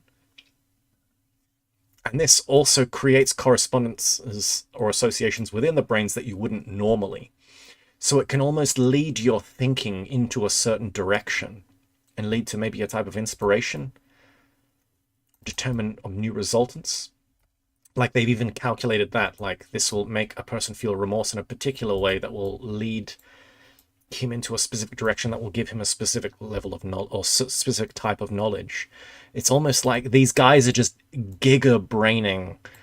These guys are just giga-chads, giga-braining with foresight, like on a level that we can't even comprehend. Cymatics, maybe. Owing to these sequences of sounds, which they combined simultaneously in the presences of beings, I wonder what they would think of dubstep. Different kinds of impulses arose, which evoked various quite opposite sensations, and these sensations in their turn, unusually, I guess dubstep would just be mechanical for them, experiencings in them and reflex movements not proper to them. I guess all times of electronic music just overload the centers, just to kind of give you that buzz. You know, jungle is massive, and you just kind of shake a bunch, just overload your centers a little bit. It just kind of gives you a sensation. Maybe there's esoteric jungle out there. Anyway, Nick Land fans, R.I.P. Now, and truly, my boy, the sequence of sounds they combined did indeed affect all the beings into whose presence they entered exceedingly strangely. Even in me, a being casts, as they would say, in another mold, various being impulses were engendered and were alternated with an unusual sequence. It happened in this way, because as the sounds of their melodies, which they had combined in a different sequence, entered into my common presence, Jat Klom proceeded in them. The process of Jat Klom proceeded in them, or as otherwise said, the sounds were sorted out and acted equally upon all the three variously caused chlodistomaticules, with the consequence that the associations proceeding in me in the three independent brains through simultaneously and with an equal intensity of similar associations but differently natured series of impressions engendered in my presence three quite different promptings. That's really interesting. So this is like on some GigaChad level. They made music that would sound as one thing, but would go into you, and Jat Klom would like split it into the three, and it would hit your different centers and produce different motions in them. So interesting. For instance, the localization of my consciousness, or as your favorites would say, my thinking center, engendered in my common presence, let us suppose, the impulse of joy. The second localization in me, my feeling center, engendered the impulse called sorrow. The localization of my body itself, or once as your favorites would call my moving center, engendered the impulse of religiousness. So you feel joy and sorrow at the same time in this religious impulse all mixed together. So interesting. It has this like because that's multifaceted songs that in one way when you listen to them it sounds sorrowful, and in another way it can sound joyful. It's like these things can strike you at the same time. That's really interesting. Man, these guys, god damn, guys who invented objective art were crazy. Oof. And it was just in these unusual impulses, engendered in the beings of their musical vocals, that they indicated what they wished. And so, my boy, after all I have already related about this terrestrial contemporary famous art, I imagine you have enough to understand why and how, during the period of my 5th stay in person on your planet, I happened to be a witness of the events, of the causes of its arising, and in what connection and with what meaning it was pronounced for the first time just then at that period which your contemporary favorites call the Babylonian civilization. So I will now already speak about those facts there, after learning which you will be able to clearly represent to yourself approximately to understand how greatly the logical mentation in all these three-brained beings who have taken your fancy must have deteriorated in so short a time. So this all started out with a question on art. That without any what is called constancy of self-individuality, they have submitted to be made slaves of those few from among their midst who are called wastrels. My guy. My guy.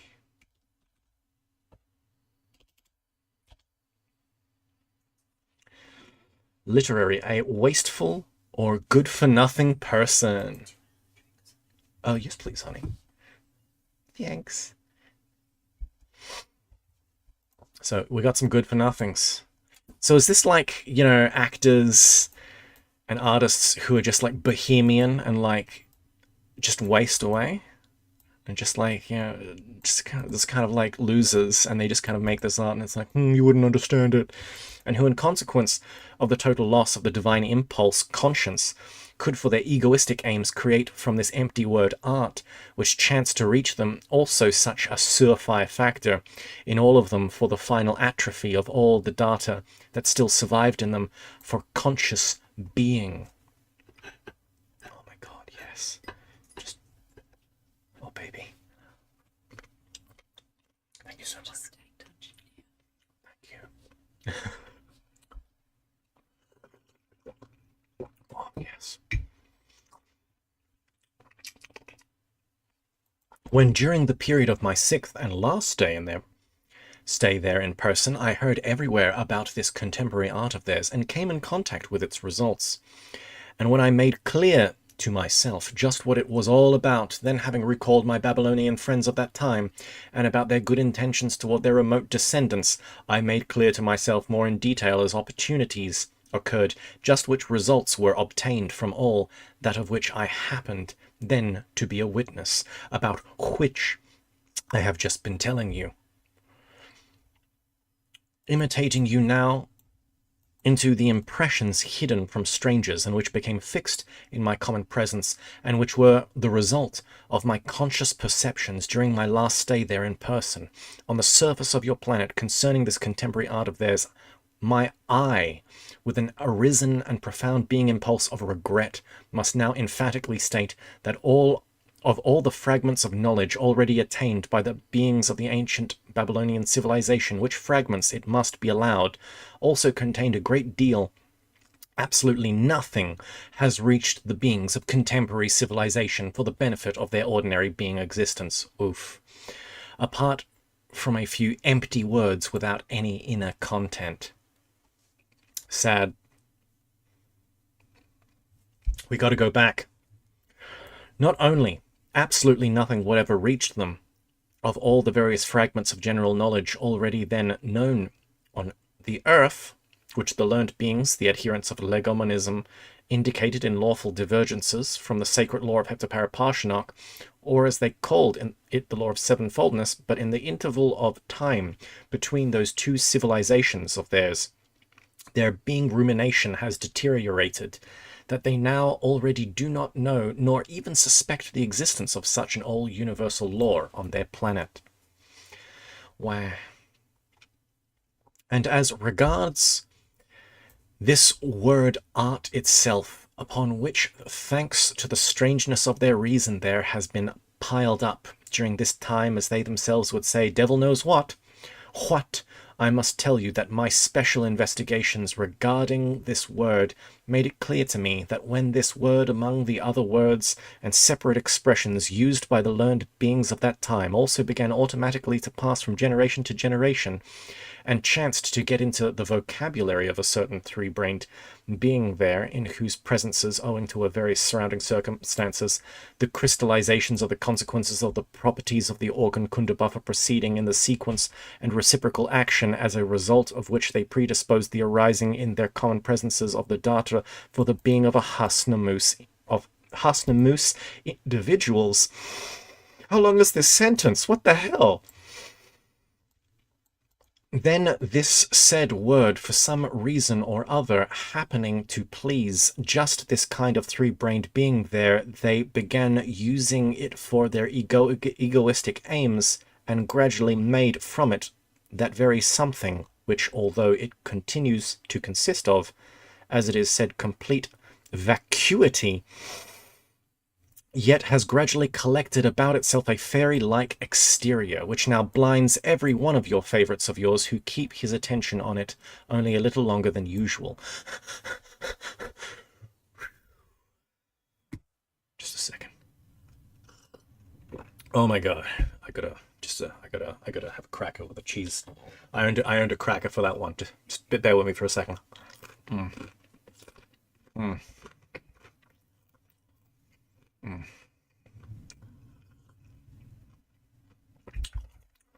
Big oof. So more Hasnamusans come and ruin everything, basically.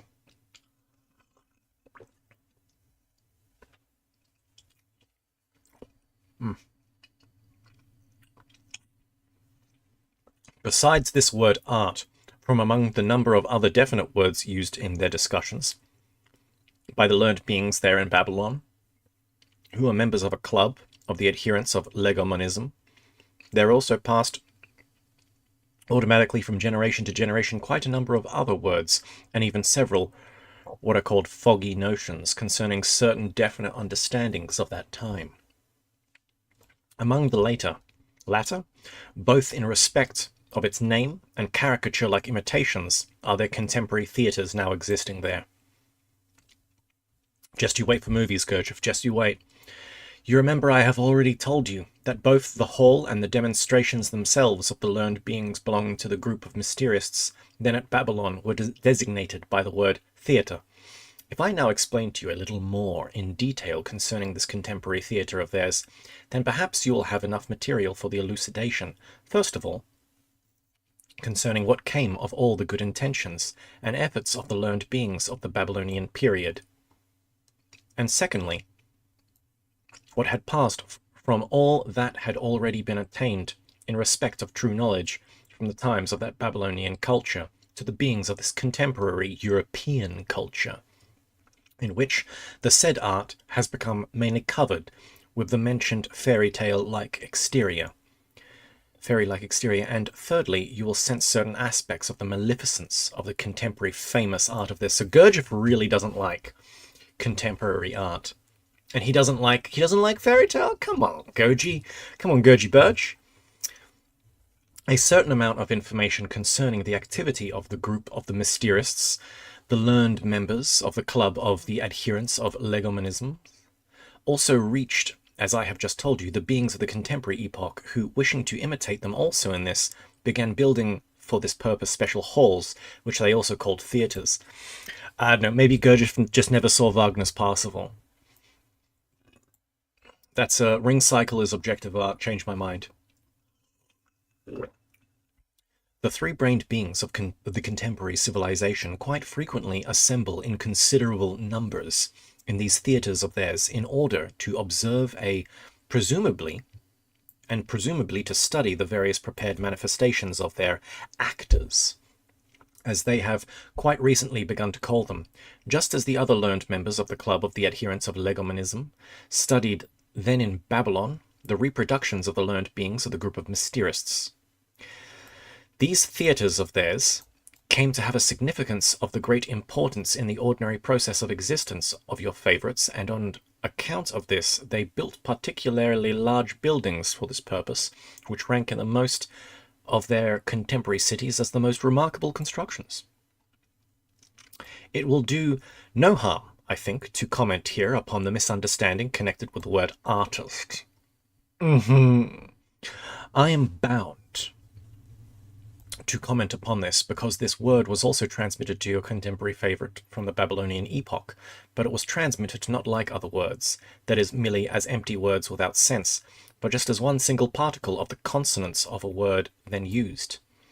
You must know that the learned beings then in Babylon, the members of the club, adherents of legomanism, were called by the other learned beings of that time, who were well disposed towards them, as they also called themselves by the name which your contemporary favourites would write as Orpheists. Oh, damn. Hello. Hello. We got some Orpheus up in this bit. We got a little Orpheus here. So they were Orpheists as well, huh?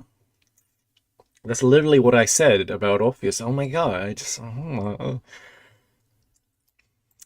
I said the thing and the guy appeared. It's amazing. This word is composed from two different roots of words then in use, which in contemporary times would signify right and essence. If someone was called thus, it meant that he rightly sensed the essence.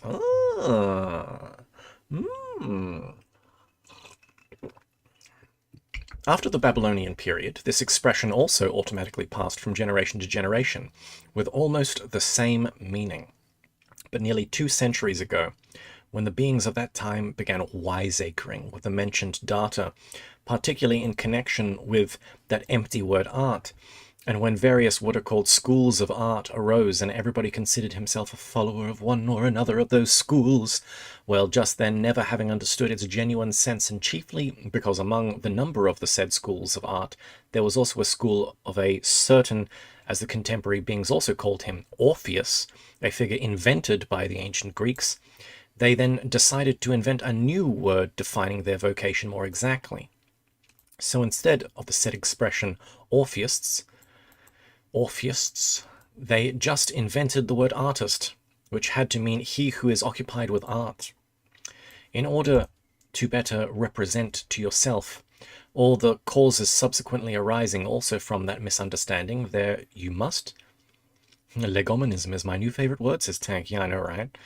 You must first of all know that before the second terrestrial transpalnean catastrophe, when these favorites of yours still arose and prepared themselves normally for responsible existence, they, by means of intentionally producing from themselves corresponding consonants for their what is called speech, that is for mutual intercourse, had called and could pronounce also, like all three-brained beings of all the great universe, consonants up to 351 definite what are called letters. Okay, so 351 letters. That's quite a lot. Is this the golden tongue with 50 vowels? I think for reference, what is it? Sanskrit has 50 letters. That's vowels and consonants included. And there's this magic golden language which has, 351 letters, and 50 of those letters are vowels, so you have 50 different vowels. Jesus Christ. But this is also they mantralize. When they get to a certain point of responsible existence, they mantralize their vowels and their consonances. It's very interesting, kind of reminds me of like that Koenig work that now you see people talking about the Rosicrucians putting the vowels on the body and things like that.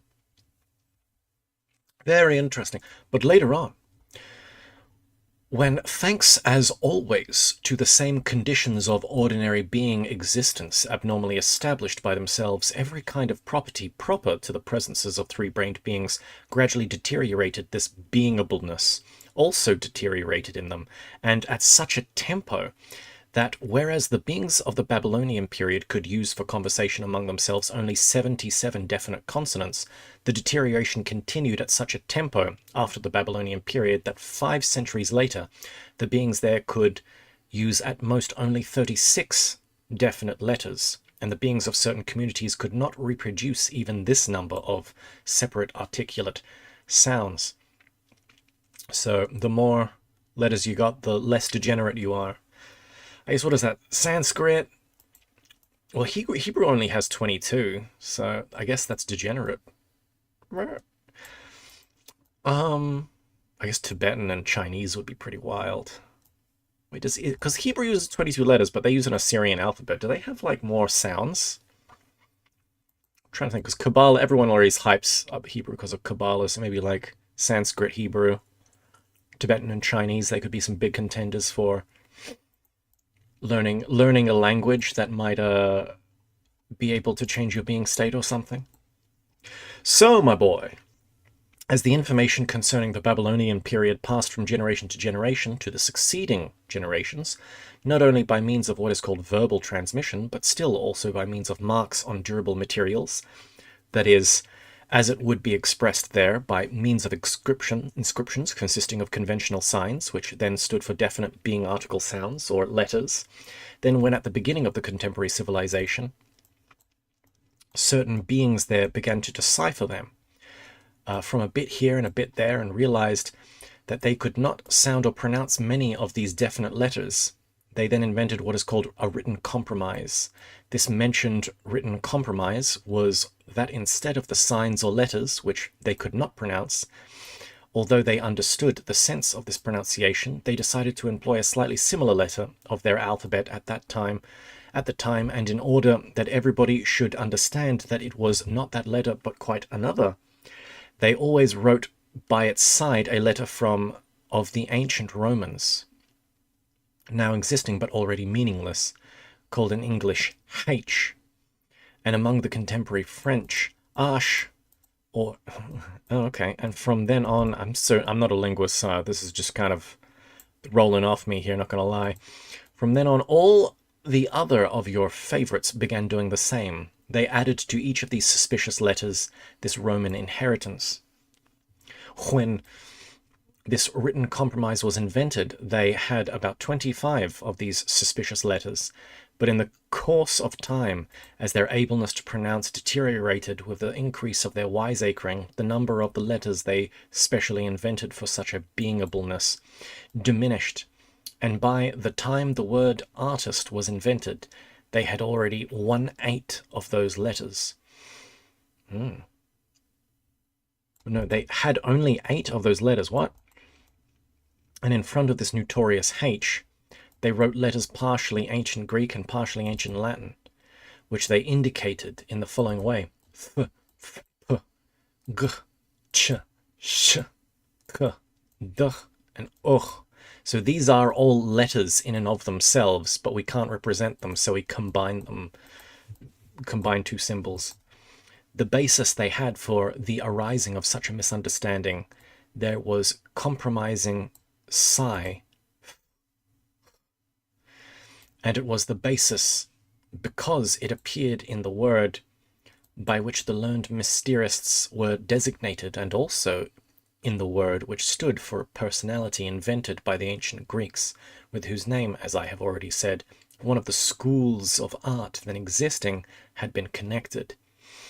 And the result of this was that the mentioned representatives of this terrestrial art of that time, with their already now quite bobtailed reason, thought that it was nothing more than the word indicating the followers of this historical personality Orpheus. And as many of them did not regard themselves as his followers then, instead of the mentioned word, they just invented the word artist. Very interesting. So that's how the word artist and art came to being. So Orpheists, the word Orpheists was artist, but then they lost that kind of knowledge and invented a guy called Orpheus, and then other artists who weren't members of the Orphic cults just called themselves artists. Huh. Bro, I am tripping balls now, I'm not gonna lie.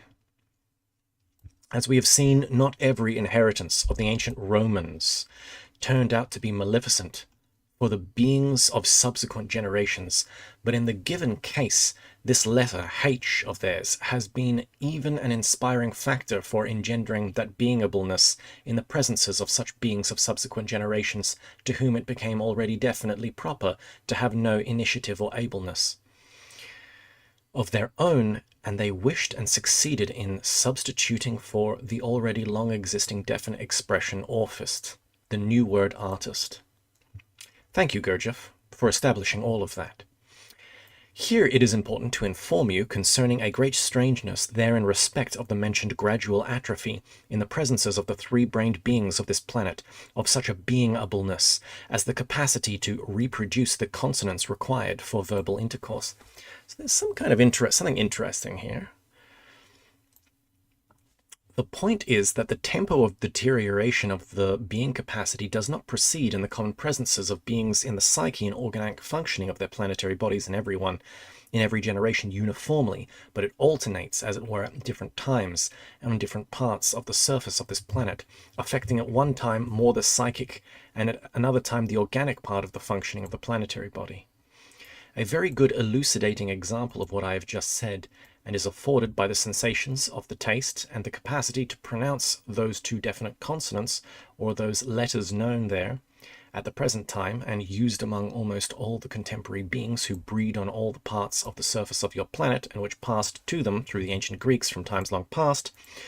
The said two letters were called by the ancient Greek theta and delta. Here it is interesting to notice that your favorites of very ancient times specially used just these two letters for giving distinct names to two quite opposite meanings. Namely, they used the letter theta, I wonder if we're going to get a sigma, in words which expressed ideas relating to the notion of good, and the second delta they used in words relating to the notion of evil. As an example of this, theos, that is God, and daimon, that is demon. The notion and taste of the consonants of both these letters passed to... So D is everything with a D is demonics? R.I.P. Darrens. Passed to all the beings of the contemporary civilization, both these different letters having entirely different essences. They for some reason or other indicated by means of one and the same one of the same sign, namely the sign th. Yeah, that's interesting. T and D. They're like the Thor rune. Sometimes you see people just say Thor or Dor. And we say Thor, but it's not that, it's a Thor. Thor. Like in some I remember watching a Norwegian movie? The guy was saying like Thor. Haha, I really like your video on the Sigma male being Saturnian male. Yeah, exactly. Thank you, esotericist. For instance, the beings of the contemporary community called Russia, however hard they try, cannot pronounce these said two letters at all, yet nevertheless they very definitely sense their difference, and whenever they have to use these letters in their words with definite notions, then although the letters they pronounce do not correspond at all, yet they correctly sense their difference and do not use one letter for the other. Can't confirm, don't know Russian. On the other hand, the beings of the contemporary community called England still pronounce each separate letter almost as the ancient Greeks pronounced it, but while doing so, sense no difference in them, and without the least embarrassment employ for words of entirely opposite meanings one and the same conventional sign in the form of their famous th. For instance, when beings of the contemporary England utter their favourite and frequently used expression, thank you, you can clearly hear the ancient letter theta, And when they pronounce the word they like no less, and also frequently use the word there, you hear quite distinctly the different ancient letter delta. It's over there. But all the same, for both letters, they use without any what is called remorse the same universally paradoxical th. However, I think I have talked enough about terrestrial philology. Yes. Yes, you have. Was it 10 more pages left? 20 more pages. Let's see if we can chip this down in the last half hour.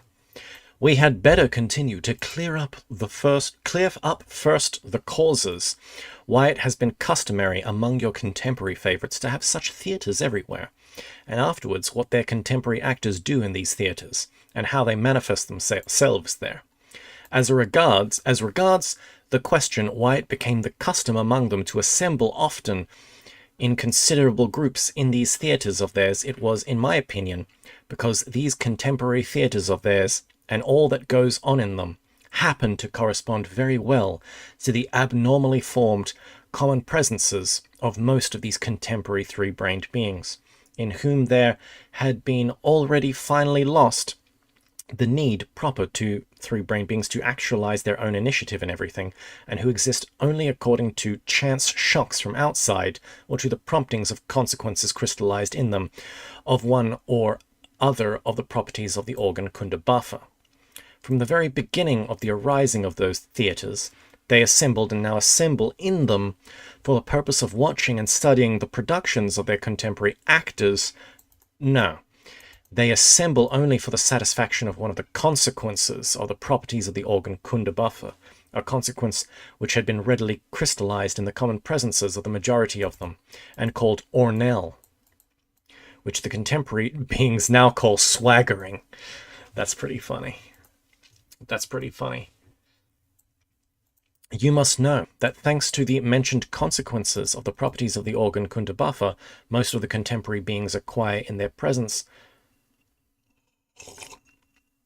a very strange need to evoke the expression in others of the being impulse called astonishment regarding themselves, or even simply to notice it on their faces of those around. So we just want to walk into the room and just have everyone die.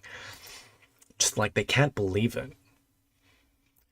The strangeness of this need of theirs is that they get satisfaction from the manifestation of astonishment on the part of others regarding their appearance, which exactly conforms with the demands of what are called fashions. That is to say, with just the maleficent custom of theirs, which began there since the Tikliameshian civilization, and which has now become one of those being factors which automatically gives them neither the time nor the possibility to see or sense reality. The maleficent custom for them is that they periodically change the external form of what is called the covering of their nullity, their emptiness. Here, by the way, it is interesting to note that it has gradually become the rule in the general process of the ordinary existence of these three-brained beings who have taken your fancy, that the changes of the appearance of the mentioned covering are governed by such beings there, of both sexes, as have already become worthy to become candidates for Hasnamus individuals. The fashions to make them think, wow, they're drop dead gorgeous. Yeah, well, correct, martial esotericist. Basically, he's saying that the fashion industry is just filled with Hasnamusans, which, sure, doesn't surprise me. In this respect, the contemporary, and not only that, but fashion culture is Hasnamusan-like, but the people who dictate fashion culture are very often Hasnamusans. So probably even like the discordant, like really weird fashion stuff is just pure Hasnamusian like projection, just for shock. In this respect, the contemporary theatres turned out to be corresponding for your favorites because it is very convenient and easy for them to show off, as they like to say, their chic coiffures, or the specially tied knot of their cravat, or the daringly bared, or what is called the cupitarian part of their body, I guess the boobies? And so on and so forth, while at the same time they can look at the new manifestations of the fashions already actualized according to the up-to-date indications of those same candidates for Hasnamus individuals. So they're not real Hasnamuses, they're definitely candidates for Hasnamusians.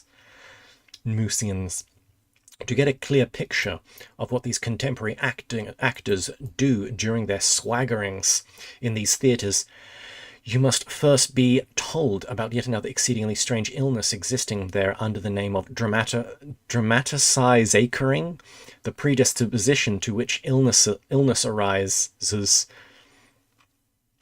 Oh, lol, that sweet ass, says Tyler. Yeah, exactly. In the presence of, that's the, what's this? Cupitarian part of their body. It's gotta be ass or booba. Anyway, so that we're talking about these guys swagger and dramatize, just people who swagger it was like, and they just fall down deliberately, and oh no. To which illness arises in the presences of certain of them, thanks only to carelessness of what are called their midwives. Jesus Christ. This criminal carelessness on the part of their midwives is that in most instances before doing her job, she calls on the way at the houses of her other clients and drinks the rather more than usual of their wine offered to her, that while she is doing her job she unconsciously makes exclamations fixed in the process of the ordinary existence of your favorites, like the exorcism of what are called their magicians, and at the moment, eternal question of life, booba or butt, eternal questions indeed, as they say, its appearance in God's world, the new unfortunate being first imbibes the words of the maleficent exorcism. And this exorcism consists of the following words. What a mess you've made. Well, my boy, thanks to that criminal carelessness on the part of the midwives, the unfortunate newly appeared being acquires in his presence just that predisposition to mentioned strange illness. If such a three-brained being there, who has acquired at his first appearance the said predisposition to the illness of dramaticizing, should by the time he reaches the age of a responsible being know how to write, and should wish to write something, then he suddenly gets this strange illness and begins wiseacring on paper, or as it is said there, composing various what are called dramas. Teenage girls.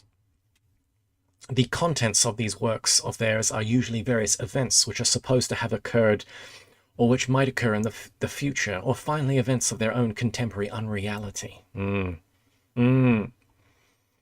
addition to this, among the symptoms of this peculiar illness, there appear in the common presence of the sick being 7 other very specific peculiarities. The first is that when this strange illness arises in is already functioning in the presence of a being, particular vibrations are spread around him which act on his environment, as they say, just like the smell of an old goat. The second is that the change of inner functioning in such a being, the exterior form is of his planetary body, undergoes the following changes. His nose is held aloft, his arms, as it says, akimbo, his speech punctuated by a special cough, and so on. Excuse me. I think he's talking about Karens. This is the creation of Karens. Holy crap. The third, that such a being always becomes afraid of certain perfectly harmless natural or artificial formations. For instance, what are called mice, hands clenched in a fist, the wife of the chief stage manager of a theatre, the pimple on his nose, the left slipper of his own wife, and many other formations outside. Like, what are you doing? No, stop doing this. Like, it's normal, bro. Calm down. The fourth particularity makes him lose entirely all capacity for understanding the psyche of the surrounding being similar to himself. I'd like to speak to the manager, exactly. This is that mentality par excellence. He's describing the creation of this. Yes, you all see it. The chat sees it. The fifth, that inwardly, and also in his manifestations, he criticizes everybody and everything not connected with himself. Karen. The sixth, that the data for the perception of anything objective are more atrophied in him than in all other terrestrial three-brained beings. Never trust a Karen to, never trust her stories of what happened. And the seventh and last peculiarity is that there arise in him what are called hemorrhoids, which, by the way, is the sole thing that he carries with modesty. That's funny. All that pressure gives you hemorrhoids. The wife of the chief stage manager. Gurdjieff is a predictive genius. Yes, he is, Marshall. Yes, he is. The foresight on this man is godlike. It usually then further happens there that if the sick being has an uncle who is a member of one or other of their parliaments, or if he himself gets acquainted with the widow of a former businessman, or if the period of his preparation for becoming a responsible being has for some reason or other been spent in such an environment or under conditions that he has automatically acquired the property called slipping in without soap. Bro, Gurdjieff gets the craziest sayings. Then what is called the producer, or as he is called, the owner of lambs, takes this work of his and orders the mentioned contemporary actors to reproduce it exactly as it was wiseacred by this being who has fallen ill with this strange illness of dramatized acring. Jesus. He's predicting the fall of Hollywood and why all of the scripts suck now. And these contemporary actors there reproduce this work themselves alone without strangers. Lol. Reproduce it until it is exactly as the sick being himself has indicated and as the producer has ordered. And when finally their reproduction proceeds without the participation of their own consciousness and feelings, and these contemporary actors themselves are completely transformed into what are called living automatons, then and only then, with the help of those among them who have not yet become entirely living automatons, for which reason they later acquire the name of stage managers, they do the same thing under their direction, but already now in the presence of other ordinary beings assembled in these contemporary theatres. Wow. So he's saying acting has practice nowadays can often make you more mechanical and make you an automaton. NPC world, indeed. It can make you more of an automaton, but if you do improv acting, that awakens your consciousness. I'm not saying that, but that's very interesting. Hot takes all around. Once again, Gurdjieff never disappoints. Thus, you can now, from all I have just said, easily conclude that besides many definitely maleficent consequences which I shall soon touch upon more in detail, these theatres cannot of course provide anything for that lofty aim which the Babylonian learned beings then had in view when they created for the first time such a form of consciousness, such a form of conscious reproduction of perceptions and of the associative reactions to them of other beings similar to themselves. Learned beings then had in view, they created for the first time such conscious... Okay. All the same, it must be admitted that from their theatres and from these contemporary actors of theirs, they obtained, of course, accidentally, for the processes of their ordinary being existence, one not bad result. Oh, okay. Do you understand in what this not bad result consists? I have first to explain another particularity which becomes proper to the common presence of beings who arise according to the principle itoklanos. So basically there was one actor that wasn't too bad, or there's one stage show that wasn't too bad. Let's see where he goes with this. I'm interested now. In accordance with this principle, the forming in the presence of such beings of energy necessary for what is called their waking state depends on the quality of associations which proceed in their common presences, their complete passivity, or as those favorites of yours say, during sleep, and vice versa. That energy necessary for the productiveness of this sleep is formed in its turn also from the associative processes in them during this waking state, which is dependent on the quality of intensity of their activity. So if you meditate lots, your sleep will be better, and then your clarity during the day will be better, and that then helps your meditation. And with that, self-remembering can be included, that technique, or that state. And this began to apply also to the terrestrial three-brained beings from the time when, as I have already once told you, great nature was compelled to substitute for the full asnit amnian principle. So I think we've heard that before, but can't remember. Principle until then proper to their presences, the principle itoklanos. Thereupon, he's bringing back some old words that we've heard before. Thereupon, there was acquired, and there is up till now, in the process of their existence, such a particularity that if, as it is said among them, they sleep well, then they will also awake well, and vice versa. Hence the phrase, I woke up on the wrong side of the bed. If they are awake badly, then they will also sleep badly. So, my boy, as during recent times they have existed very abnormally, then in consequence that established automatic tempo has even become changed, which had previously more or less helped the proper associations to proceed in them, and as a result they now sleep badly, and when awake are even worse than before. Oof. And why these contemporary theatres of theirs with their contemporary actors have become useful for improving the quality of their sleep was due to the following circumstance.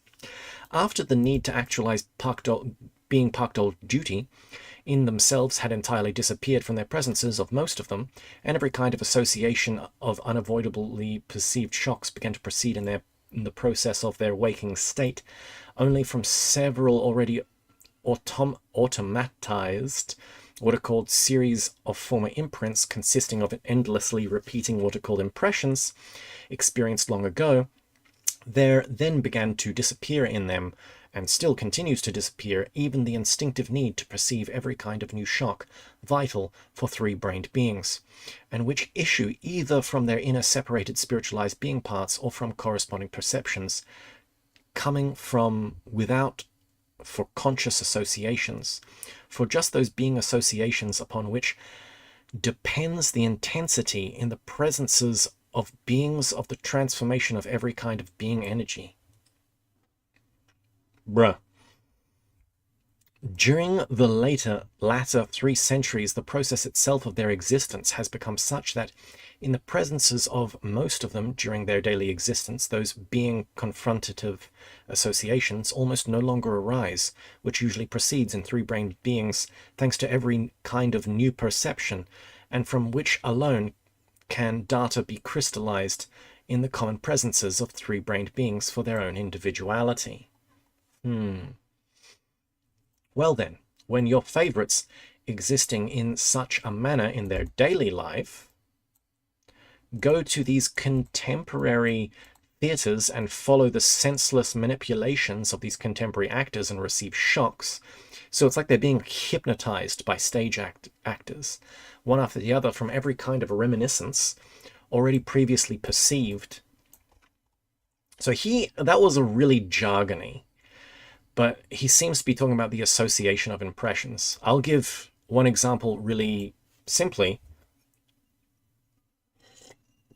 You're walking down the street, and all of a sudden you feel sad and you don't know why.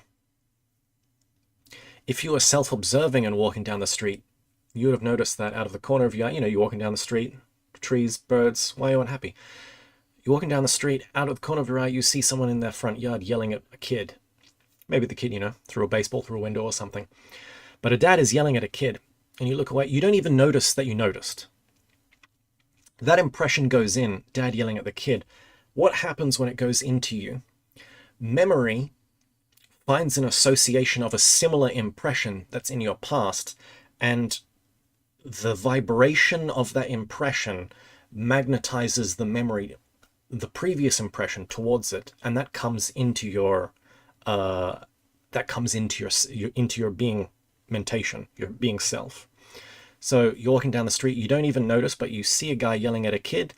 That reminds you of when you were a kid and you were getting yelled at.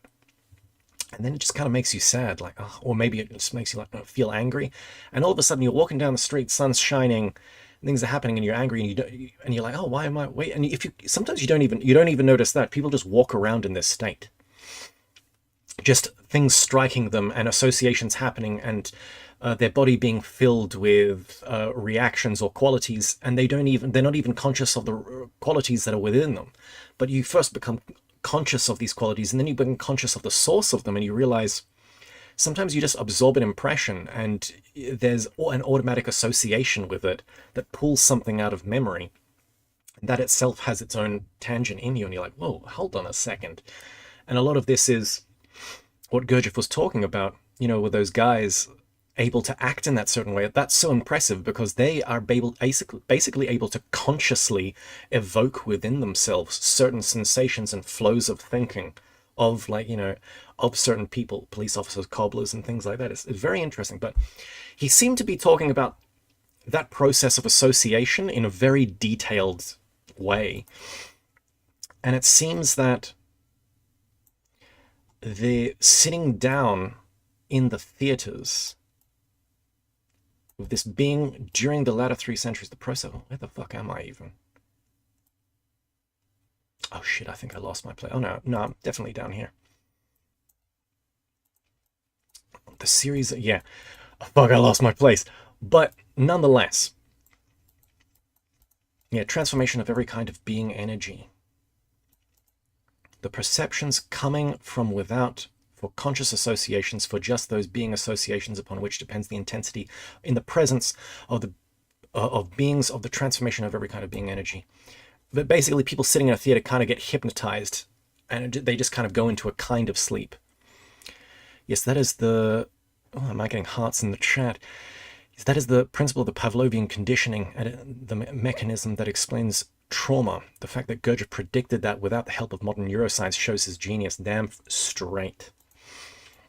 So during the latter three centuries, the process itself of their existence has become such that in the presences of most of them, during the daily existence, those being confront of associations almost no longer arise, which usually proceed in three-brained beings thanks to every kind of new perception, and from which alone can data be crystallized in the common presences of the three brains of their own individuality. So we don't even crystallize data properly. Well then, when your favorites existing in such a manner in their daily life go to these contemporary theaters, okay, so this is where we're up to, they receive shocks one after another, after the other kind from every kind of reminiscence already previously perceived of not less senseless and absurd notions. Then during this waking state of theirs, they willy-nilly obtain more or less tolerable being associations, so that when they go home and go to bed, they sleep much better than usual.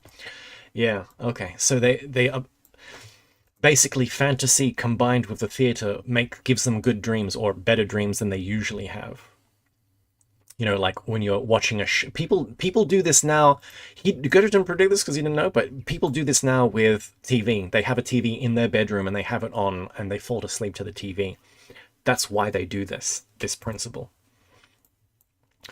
Although indeed these contemporary theaters with all that proceeds in them happens to be in this way, but of course only for today an excellent means for the better sleep of your favorites. Nevertheless, the objectively evil consequences of these theaters for beings, and particularly for the rising generation, are incalculable.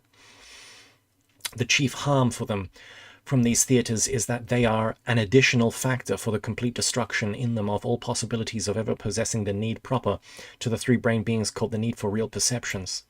They have become such a maleficent factor chiefly owing to the following. When they go to the theaters and sitting quietly, look at every kind of varied, many-sided, even though senseless manipulations and manifestations of the contemporary actors, then although they are in their usual waking state, yet every kind of association, both thinking and feeling, proceeds in them exactly as they proceed during their complete passivity or sleep. So even though they're in the waking state, they are basically asleep. Namely, when they receive a large number of accidentally corresponding shocks for stimulating the shocks already fixed and previously perceived and automatized in a series of impressions, and when they flex these with the functioning of what are called organs of digestion and sex, then in consequence obstacles arise in their presences for the proceeding even of those pitiable conscious being associations which have already somehow become automatized to produce in them a more or less correct tempo for the transformation of the substances required for that passive existence of their Jesus Christ. So let me just produce in them a more or less correct tempo for the transformations of the substance required for that passive existence of theirs, during which there must be transformed substance required for their active existence. In other words, yeah, please tell us in other words, when they happen to be in these theaters, they are not entirely in that passive state in which the proceeding of the transformation of substances required for their usual waking state has somehow become automatized in them also, with the result that these contemporary theaters of theirs have come to be for them only an additional maleficent factor for the destruction, as I have said, the need for real perceptions. Oof. Okay. Simulacrums upon simulacrums. Among many other aspects of the maleficence of this contemporary art of theirs, one of the most obviously ignored, but for all the three-brained beings there, one of the very harmful in respect to the possibility of the acquisition of conscious, what is called individual being, is the radiations of the representatives of the contemporary art themselves. Although these maleficent radiations gradually become the lot or specific attribute of the representatives of all the branches of their art, yet my detailed physiochemical investigations definitely showed me that they are always most maleficent in those mentioned contemporary artists or actors who mime in these contemporary theaters of those. Physiochemical. The maleficence for all the other of your favorites of the totality of the radiations issuing from them has become distinctly noticeable, particularly in recent times of their present civilization.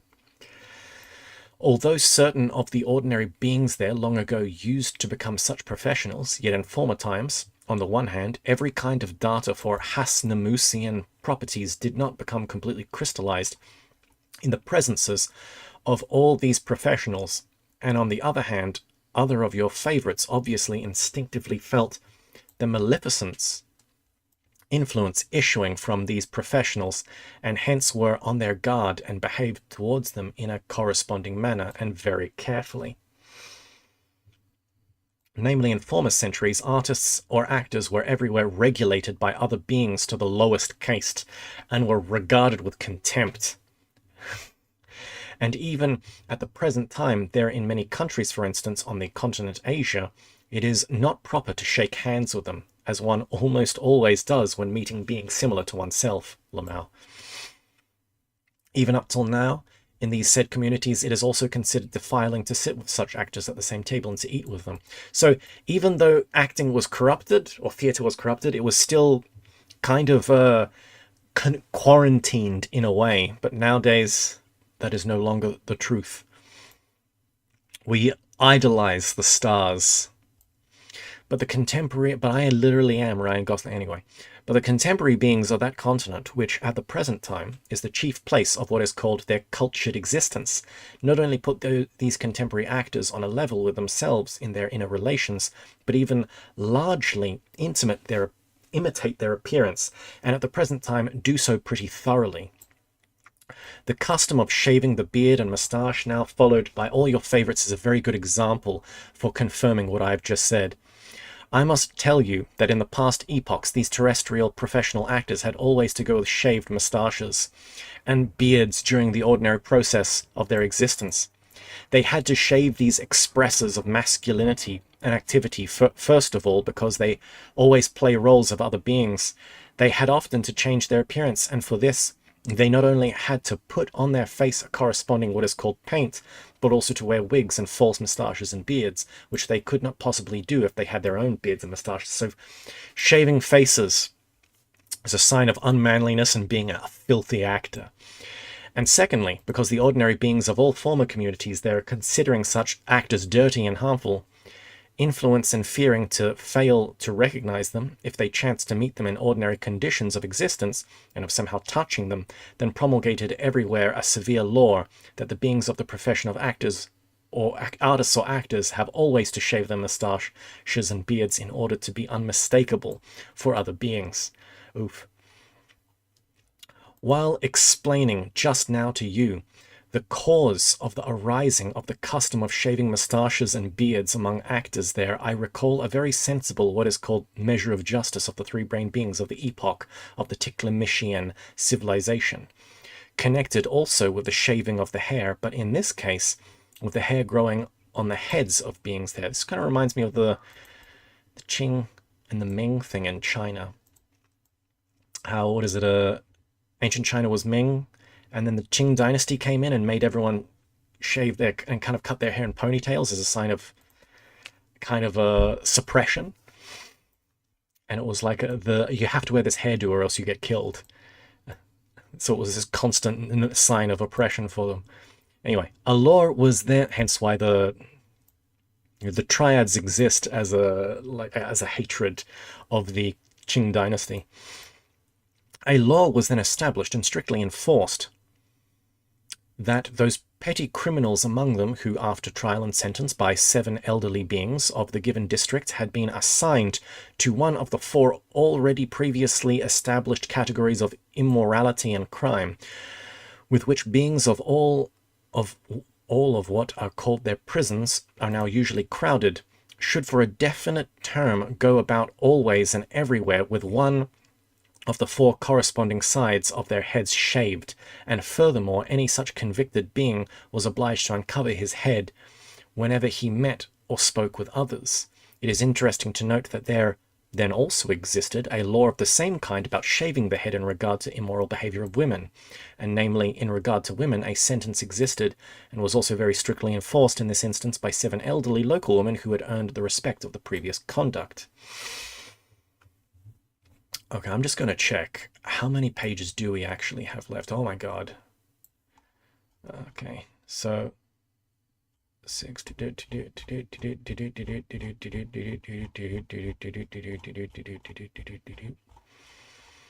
Oh my god.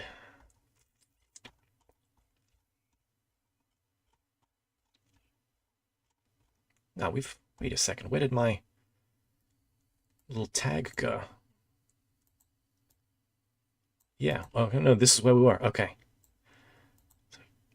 12-ish.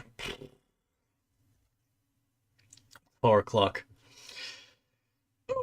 It's not 4 o'clock, sorry, it's 4 hours. That's how tripped out I am. Yeah,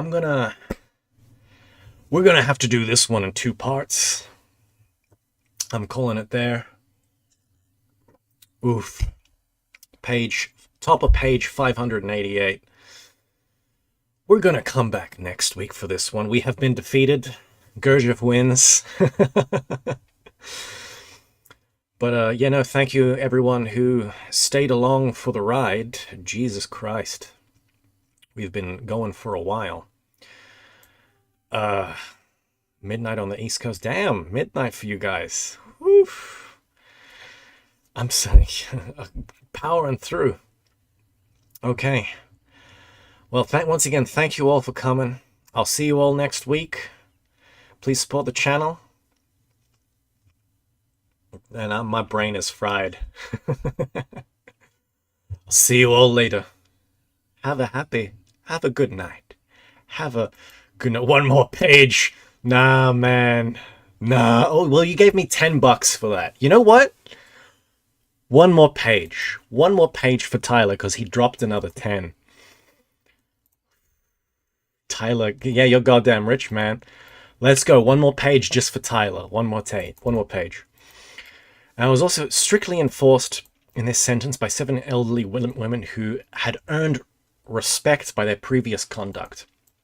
And the penal measures for women corresponded to the 4 manifestations, which were then considered there for women as the greatest laxity and immorality. Namely, if all her neighbors noticed, and all the 7 mentioned elderly women confirmed it, that the given woman had behaved without due regard to and negligently toward her family duties, then according to the law, she had for a definite term to appear everywhere with painted lips. Oh, wow. So painted lips was a bad thing. But if various women noticed that she had begun to manifest toward her children with a weakening of her maternal impulses, then under the same conditions, those around her condemned her to go about everywhere, also for a definite term, with the left half of her face made up and painted white and red. Oh, okay. So this is like the blushing. E-girls. And a woman who attempted to violate her chief, what is called wifely duty, that is, who deceived or who only tried to deceive her legal husband, or who attempted to destroy a new being conceived in her, so abortion, was obliged by the same procedure to always and everywhere, also for a definite term of time, up and painted white and red, made up paint white and red, this time over the whole of her face. Well, I mean, you don't have to force women who have abortions to do that nowadays. Oh. At this point, the tales, Beelzebub was interrupted by a hoon with the following words.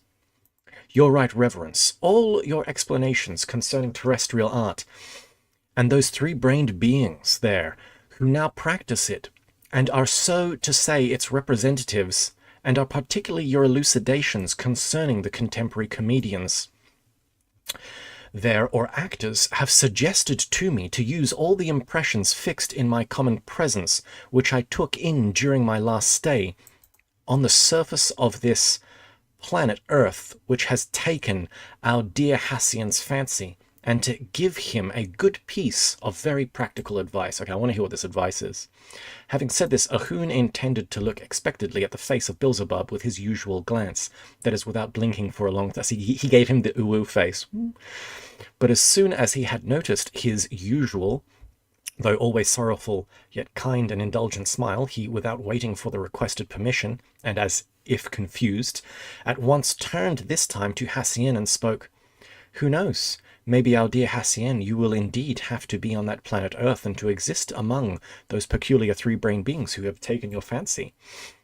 And this time again, keeping the style and intonations of Beelzebub himself, continued, it is just for this reason that I now wish to initiate you for any eventuality into the result of the various impressions which I involuntarily perceived, concerning the resulting types as well as concerning the particularities of their manifestations of those said contemporary representatives of art there. Okay, what is he saying? You must know that those beings who are assumed to be the adepts of this contemporary art, which is adorned with a false halo, are not only put on their own level by other three-brained beings there, so it's like Kali Yuga. Kali Yuga, everything's inverted. Of the contemporary civilizations, particularly during the several later decades, and imitated by them in their exterior manifestations, but they are always everywhere undeservingly encouraged and exalted by them in these contemporary representatives of art themselves, who page done. One more.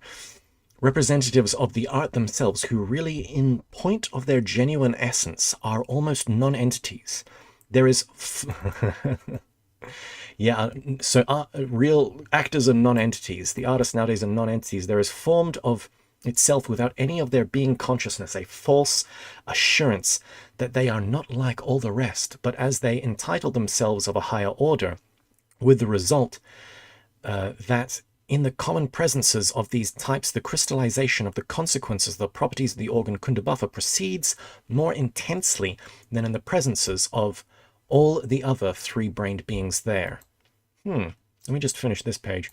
Just in regard to such unfortunate three-brained beings, the surrounding abnormal conditions of ordinary being existence are already so established that they are bound to be crystallized in their common presences and to become an indispensable part of their general psyche, those of the consequences of the organ Kundabuffa, which they now themselves call swagger, pride, self-love, vanity, self-conceit, self-enamoredness, envy, hate, offensiveness, and so on and so forth.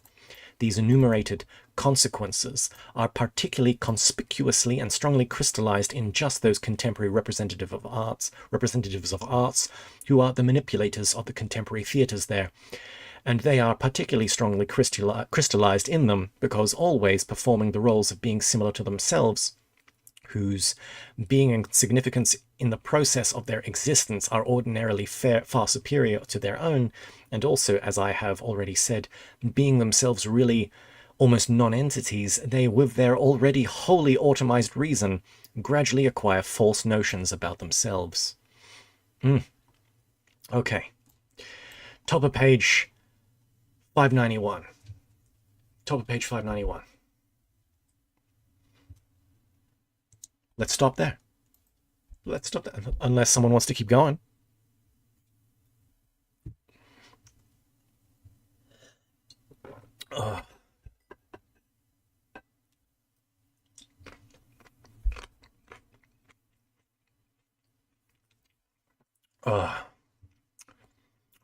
Okay.